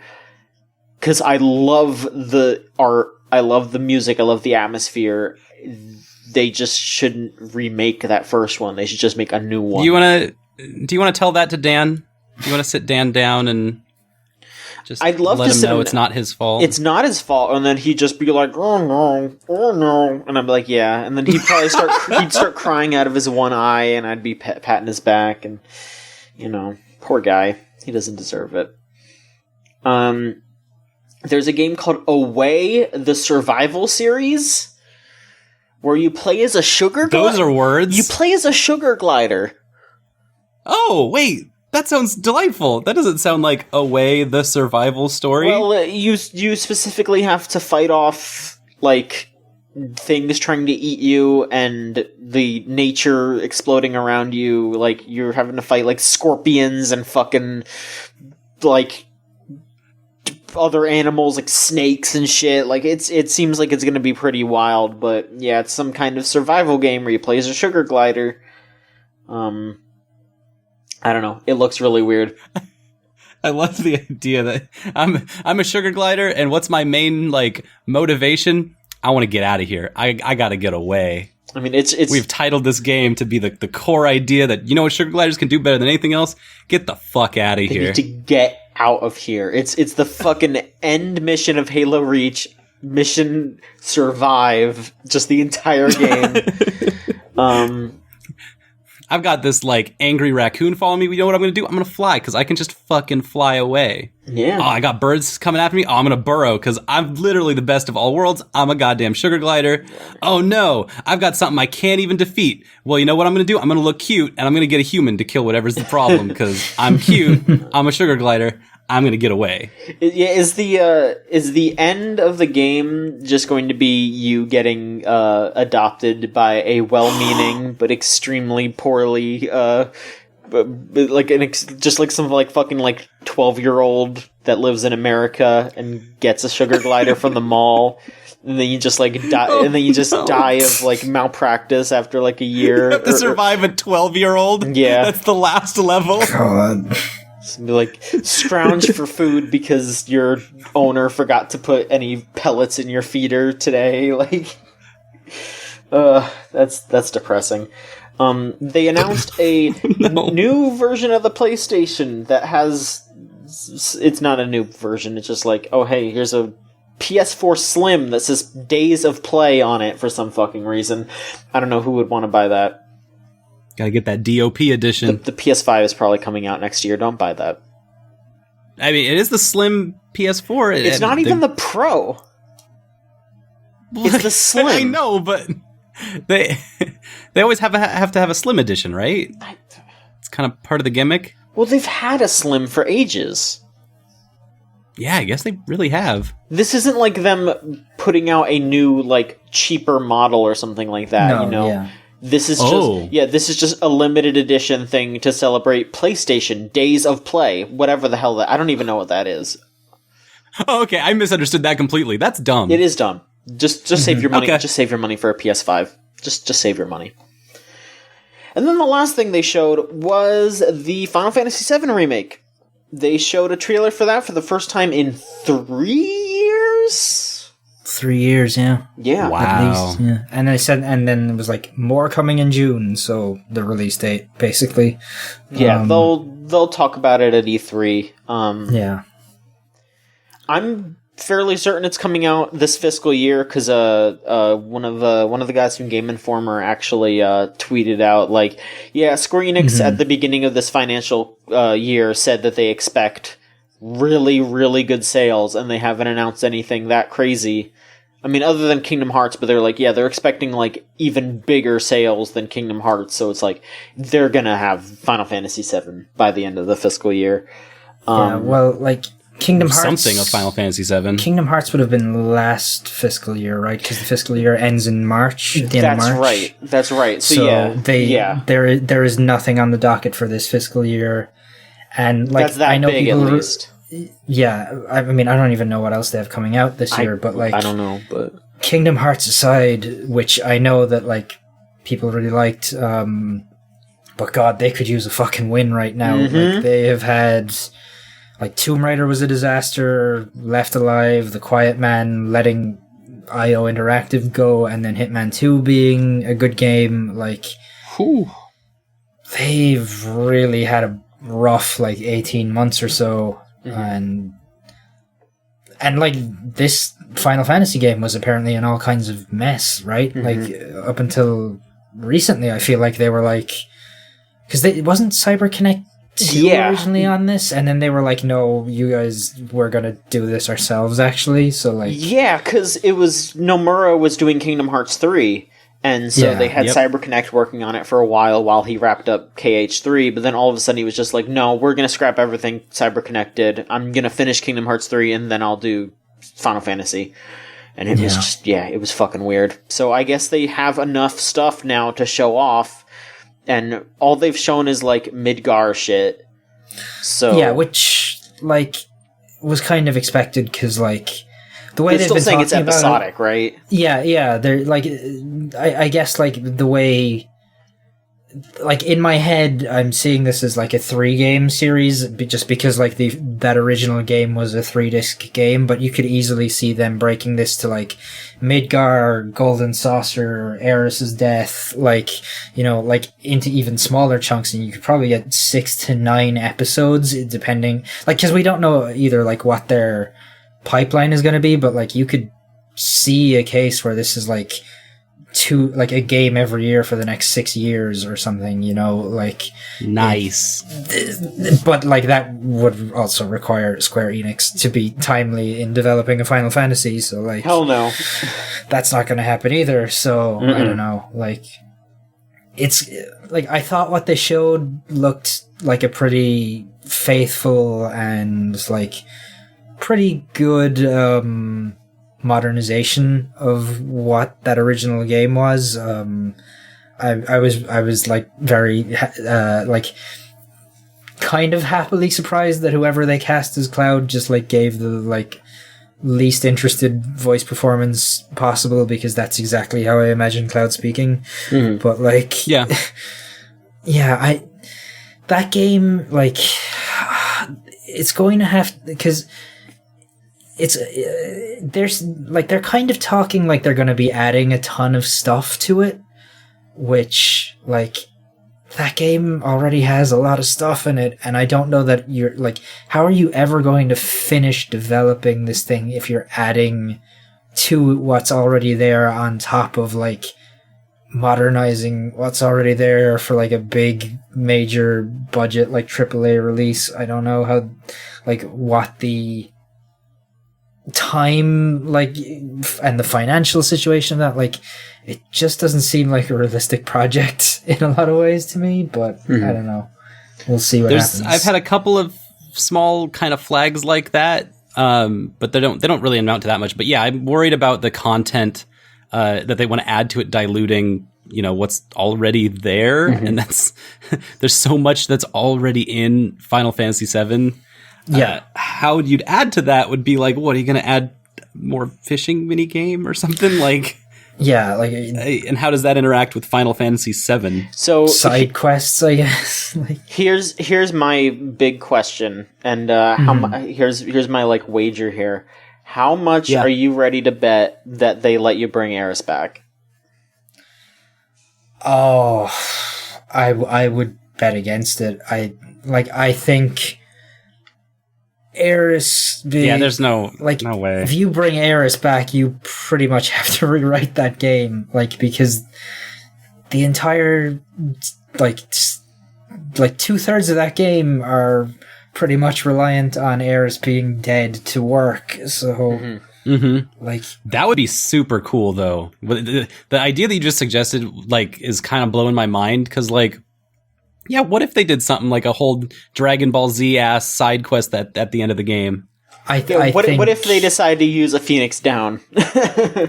Yeah, I think the fucking backlash from fans would be just like so furious.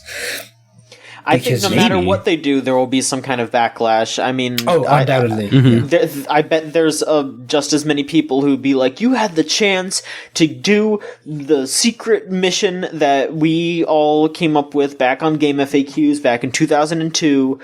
You need to implement it for the fans. You need to make it so we can do this crazy mission and we can bring Eris back, finally. Like, there's just as many people that want that to happen. Like, there's so many, like, obscure things that people just want, you know? I could see them, like, doing a sequence where, like, Cloud has a nightmare that, like, or whatever, that Eris is still alive, and you play through this whole sequence, and then Cloud wakes up just to really, like, piss people off, but I could not, like, I don't think that they are going to be like, pay us an extra $5 and Eris is there now. Like, I don't know. Maybe they'll do some kind of bullshit where, like, Eris can communicate from beyond the grave with Cloud or something just to keep her around, but God, like, yeah, what it would do to that game's story, like, I just can't see it. Like, yeah, I don't know. We'll see. Square Enix is fucked up, so who knows? They are. They really, really are. All right. Let's move on to questions. If you want to send in a question, it's videogamechoochoo.tumblr.com/ask, or you could tweet it at the Twitter when we ask for questions. I do actually have to make sure that nobody sent one in, because, you know, you never know. Okay, nobody did tweet at us. That's fine, though. Harlequin Wheels asks, what's your favorite grab in a game? For example, my favorites would be Charizard's up throw and smash, or, not necessarily a fighting game, but Nero's Devil Trigger Buster on Alto Angelo and Devil May Cry 4. I definitely. Oh, go ahead. Oh, go for it. Okay. Oh, I'll go for it. Go for it. I got really excited by the question. Voldo's grabs in Soul Calibur. I just think those are they're so fun. Mm-hmm. He like picks you up, spins you on his little claw, and it goes bzzz, like you're like some kind of ripcord. And then he like flings you up in the air, and then does a backflip, and it was just like so fun. And every time he has grabs, they're always weird. Yeah. He'll like snake-like body wrap around you and stuff, and I love it. I have a few. Yeah. One of them is definitely King's like chain grab from Tekken. Yes! Where he just does all the different moves on you, and it takes like 10 minutes if you do all the inputs right. Yep. That one's definitely one. Of course, if I'm gonna mention a Smash Bros. One, I gotta shout out my favorite character, Mewtwo. Definitely, either his up throw where he like swings you. He uses like his telepathy to swing you around him and then just rockets you upwards, or his forward throw where he throws you forward and then just shoots you with a bunch of little shadow balls. That's like so good. They both have the best sound effects on it. Yeah, yeah. And then another one that's my favorite is Teddy's throw from Persona 4 Arena, where he just does like a Japanese comedy duo, like he just like kind of slaps you a little bit, and he's just like and then you just go flying. It's really good. Those are definitely my picks. Mm-hmm. I would say the special move throw in Yakuza, where if you do it by a guardrail, Kiryu will just like pick somebody up and suplex them onto the guardrail, and it's just really it's just really gruesome looking. I love that. Really, any of the special throws in that game, they're all fucking so messed up, but they're all great. Mm-hmm. And look, before any good Dead by Daylight throws? there's not really any throws in Dead by Daylight. Really? Yeah, I mean, I guess you're technically throwing like survivors onto a hook. I was wondering if there was anything weird like that in that game. It's more just like a kind of a little toss onto a hook than anything. Just a light hoisting. Yeah. Up you go. Yeah, it's not really like you're not choke slamming anybody in Dead by Daylight, really. Yeah. And before anyone asks, we don't have to say it, because Zangief's Atomic Buster and Mike Hagar's Busters, those are all, like, we shouldn't have to say it. Like, the Capcom Burly Boy throws are all, like, just, we don't even have to say it. Oh shit, I just thought of Merkava's grab from Under Night. And that one yeah, is the incredible. command grab where he reaches over and bites you. Yeah, that's a good one. Yep. That is a really good one. I should have thought of that. Also, of course, John Cena, notable from the WWE 2K series. Mm-hmm. His AA is the strongest move in the game. It's the best grab. I guess another one that I'll shout out is Faust from Guilty Gear, another favorite character where he just clambers onto you, licks your face, and then you go flying. Any good Skullgirls grabs? The one where Cerebella is, because she's the grappler, she's got the one where she, like, throws you up in the air and then drops you down onto her, or there's the one where she, like, spins you around and then, like, shoves her hat, like, shoves a sword through you. That one's pretty good. Yeah, she, like, pizza pies you for a little bit. Yeah. Just, like, a lot of stuff that Cerebella does is definitely up there. She's got a lot of really good grabs in that game. Good question. Mm-hmm. Yeah, that was a fun one. Shulis asks, what are some other jobs you could see Pokemon getting into after being inspired by Detective Pikachu? Okay. Dr. Pikachu, Trauma Center Pokemon Edition. Where you have to be a Chansey, but you have those stubby little arms, and so you gotta, like, do specific incisive surgery under a crunch time limit before the Pokemon's vital signs drop to 0. With your tiny little arms. Can't reach. You get to operate on Mr. Mime. Oh, I'm on invisible walls inside of him. Oh, it's terrible. There was an awful accident with Mr. Mime in the surgery room. He didn't make it. Yeah. Somebody cut him up real bad.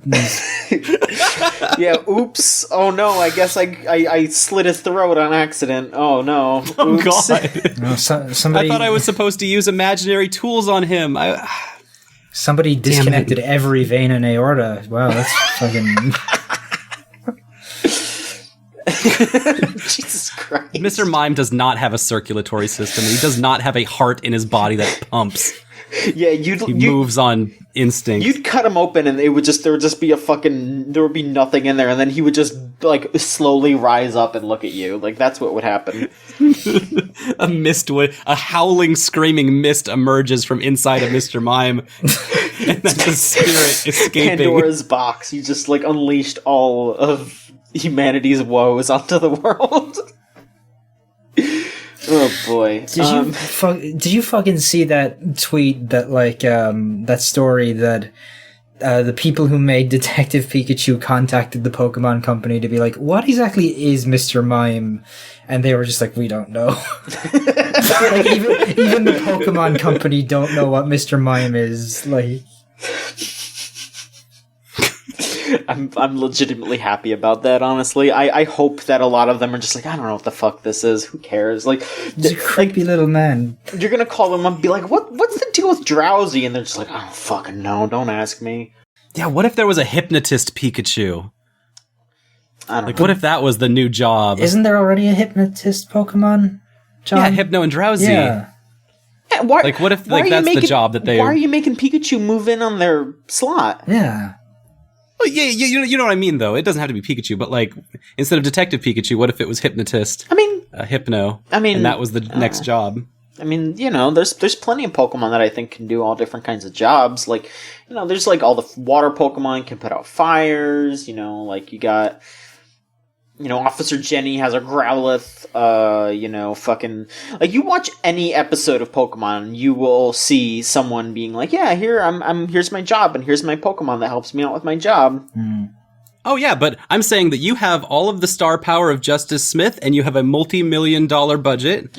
What's the next movie after Detective Pikachu? What job are they doing? It's like a movie about a Meowth that's an investigative reporter who stumbles across like a terrible like government secret, and he's like trying to expose it. But they're trying to like send the fucking army of like Machamps and Hitmonlees after him to stop him from publishing the docs. That's pretty good. Spy Meowth. Yeah, that's my new movie. I can't believe that Meowth was an inside agent infiltrating Team Rocket. Damn. You think you know a person. Skull Spectre asks, it's tempting to look at any game and say, this part doesn't work, here's what I would have done instead. And while those ideas can have some merit, without the ability to actualize them, they can tread the line between fun problem solving and backseat game development. Does this sound right to you? And if so, when do you think it crosses the line? Well, I think as long as you're understanding of the realities of game development, I think it's fine to say whatever, you know, like... Sure. You know. Yeah, like, I think if you're, like, going like, oh, this game has no merit, none of this works, like, everything needs to be changed, I would have done everything differently, like, that's pretty much backseat game development, but, like, there are plenty of games out there that, like, there are massive flaws with that, you know, maybe come from publishers usually, not devs, that misunderstand the way things work or should work, you know, and like I feel like that kind of stuff is valid to criticize, you know. Yeah, I think it always comes from, are you coming at this from a critical perspective where you are open to negotiation on this? What feels like backseat game development is when someone just says, why don't you just put multiplayer and it'll take 2 weeks to develop? Yeah. That's obviously not helpful. That is not a critical suggestion. And it doesn't show your work, is pretty much like, if you want to talk about, something that would be like a fun problem-solving idea, like, hey, here's how we can make X game even a little better. Here's an idea that I have for like, what if Super Mario 64 no longer had jumping in it? What would it look like? Like, come at it from like showing your work, showing why where your thought is coming from, and where you are trying to take it to. Take me with you on that journey, and then you've got totally valid and constructive criticism. And maybe some novel ideas. Yeah, it's basically just like come at it in good faith. Basically, is the answer. That's a great way of putting it. Yeah. Anonymous asks, what do you think of the role that games sometimes play as tastemakers for other media? Such as the story of harmonics including Ramones songs in Guitar Hero, despite them not being too great to play, because it was a way to expose kids to those games who might not have heard them otherwise. Do you think it should... Really? I guess. Huh. Do you think it should be taken as a somewhat serious responsibility, or just do whatever's best for the game at hand? I think that's definitely a case-by-case basis.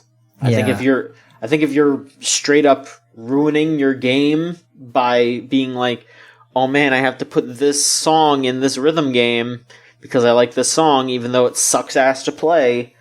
Like I'm sure those Ramones songs aren't like dire, but you know, if they were, they're simple. You know, like that's probably what they mean by not great to play. Is that like the Ramones are, you know, obviously 70s punk, and that music is generally pretty simple. But, like, I feel like using that as an example, too, is kind of, like, not the best example to give, because a game like Guitar Hero or Rock Band or Rocksmith or anything like that sort of lives and dies by the breadth and scope of musical content in that game. Like, you kind of want to cover as many bases as you can. Like, Rock Band and Guitar Hero had everything from, like, bluesy country to classic rock to like pop to like emo to heavy metal. Like everything was kind of in those games because you needed to have that kind of stuff in there. You needed to have something for everyone. So I feel like that was less like, oh, let's expose the kids today to the Ramones instead of having them play like My Chemical Romance songs, and more just like, we like the Ramones, we need more music. The Ramones will allow us to like license these. Let's do it. People like the Ramones, So there's a lot of that involved. And I love this question because I've been thinking about this a lot the last 2 weeks, because there's a lot of rhythm games coming out that don't have this question even in their periphery.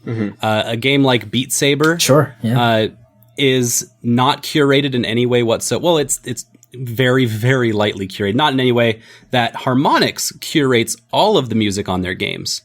And that's actually been Harmonix's best selling point, is how they curate songs that everyone will know and maybe people won't know, but will package it in a way where maybe the track is fun or maybe the song is fun and they want to show you what Dream Theater sounds like, even though there's nothing else on that game that's even in that similar genre. There's like Harmonix's biggest asset, and this has also been the asset of a lot of similar like Dance Dance Revolution, has been their curation. That's what these games live and die by. And there's a lot of rhythm games that are out now that are super popular, like Beat Saber, or what's the browser-based one? Osa. What is that called? Osu. Osu Mania, the whole Osu package is also all completely content created by players. The Guitar Hero browser stuff that's coming out now, that is great for YouTube, but doesn't really help as like a Guitar Hero-esque game because there's no curation to it, and I really like that aspect of rhythm games. I like a game that's playlist has been curated, that their difficulty settings have been curated, that there's been a hand guiding this game and how the player gets to navigate the game has been curated.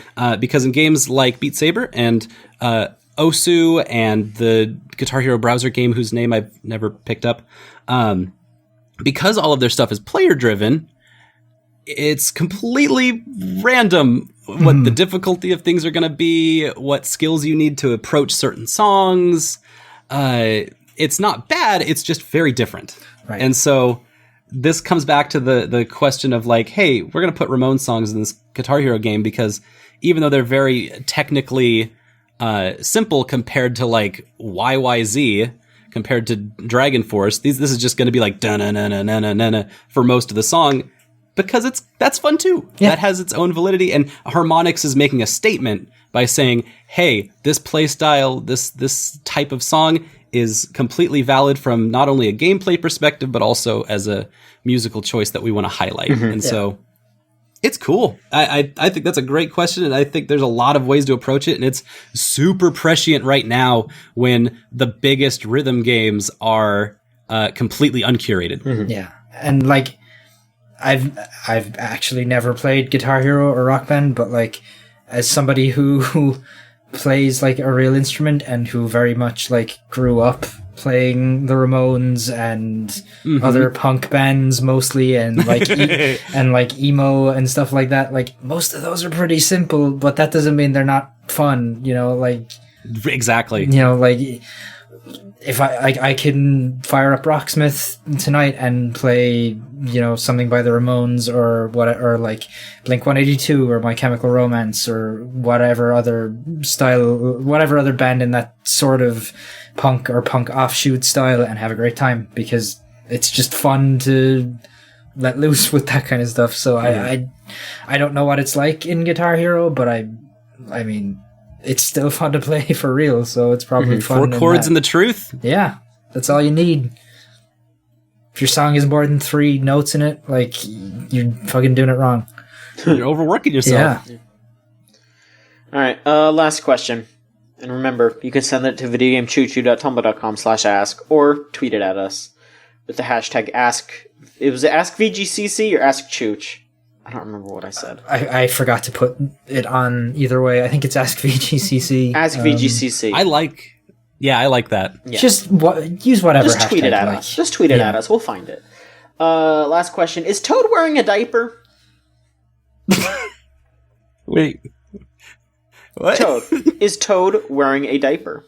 Yes. A servant of the Mushroom Kingdom, Yes. the serf of the Mario games? Yes. He is wearing a diaper. On his head? Or The legs. like he wears a turban sometimes. Legs. The little fucking legs. Does he piss and shit? Yes, he does. This is a different question now. Do fungi piss and shit? No, they spore everywhere. He's not. Isn't the mushroom head just a hat? Didn't Nintendo say it was just a hat? It is a hat, yeah. Oh, thank God. Yeah. So he's not. He's not an Okay. actual mushroom. He's just a. He's a man. He's a tiny little man in a diaper and a mushroom hat, and a vest. I gotta go rethink a lot of things now. Yeah. Apparently. Well, you're gonna have time to think, because we're wrapping up the show tonight. Solon, real quick, though. I'm pretty sure that this podcast will be out by the time after you do it, but do you want to talk about the stream that's going to be happening? That will have happened, I guess. You know what? I should, because this is out Sunday. We have just wrapped up our 32-player CPU level 9 Smash tournament. So huge congratulations to Delgo for winning. Oh boy. And just want to say, like, everyone that was involved, it was great to have you. Everyone was there. Everyone was in. Everyone's Review Bra was there, and Niall, you were there. I was there. John was there. Yep. I can't believe you killed Review Bra. Yeah, that happened.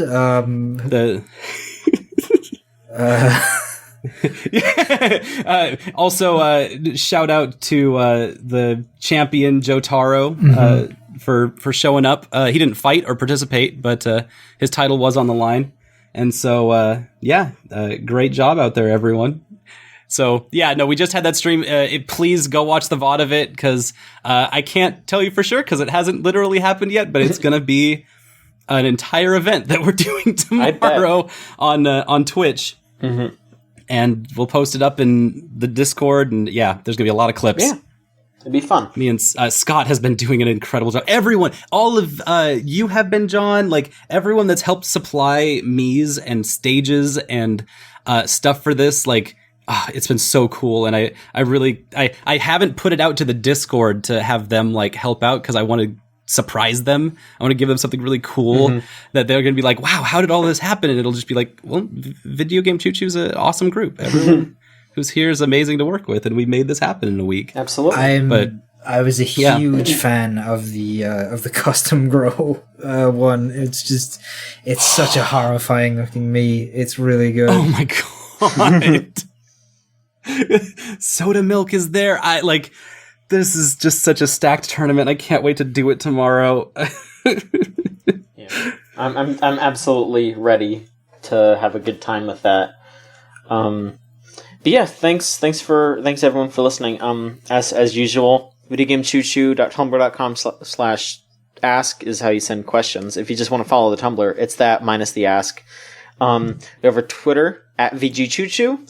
We have our Discord server, thegamezone.zone. Come and hang out. It's going to be a real time. We have our Patreon, patreon.com/VGCC. Donate money to that. We have plenty of stuff in the works that you will love to see. Chuchigatari, The Route, all kinds of shit. We also want to thank Melt Channel /Magic Circuit for our theme song Crush off of the album Magic is Real. Find Melt Channel at meltchannel.bandcamp.com and find Magic Circuit on Spotify. Just look up Magic Circuit. Also, by the time you hear this, we will have shut off our search for the new hires. Thank you everyone for applying. If you're not accepted, don't take it personally, please. We, we're just looking for folks. I don't know if next week we'll have the new people on. We'll see. But hey, pretty soon you're probably going to hear some new voices on the podcast and see some new folks on the site. So get excited for that. And again, I will just to kind of just to say, I really appreciate everyone for giving to the Patreon. Because of that money, we'll be able to very easily, without any kind of worry, pay off a site redesign that will be coming up. I don't know exactly when, but it's being worked on as we speak. So, I'm very, very appreciative of the Patreon, and I would love for more support because we have CEO coming up. We're gonna have to pay for some stuff for that. We got art that we got to pay for. So the continued support is absolutely it's so appreciated, and we thank you so much for it. So yeah, patreon.com/VGCC. And that should be it. Am I forgetting anything? No? Okay. That'll do it. We'll see you next week with another episode of the Video Game Choo Choo Podcast then. So long.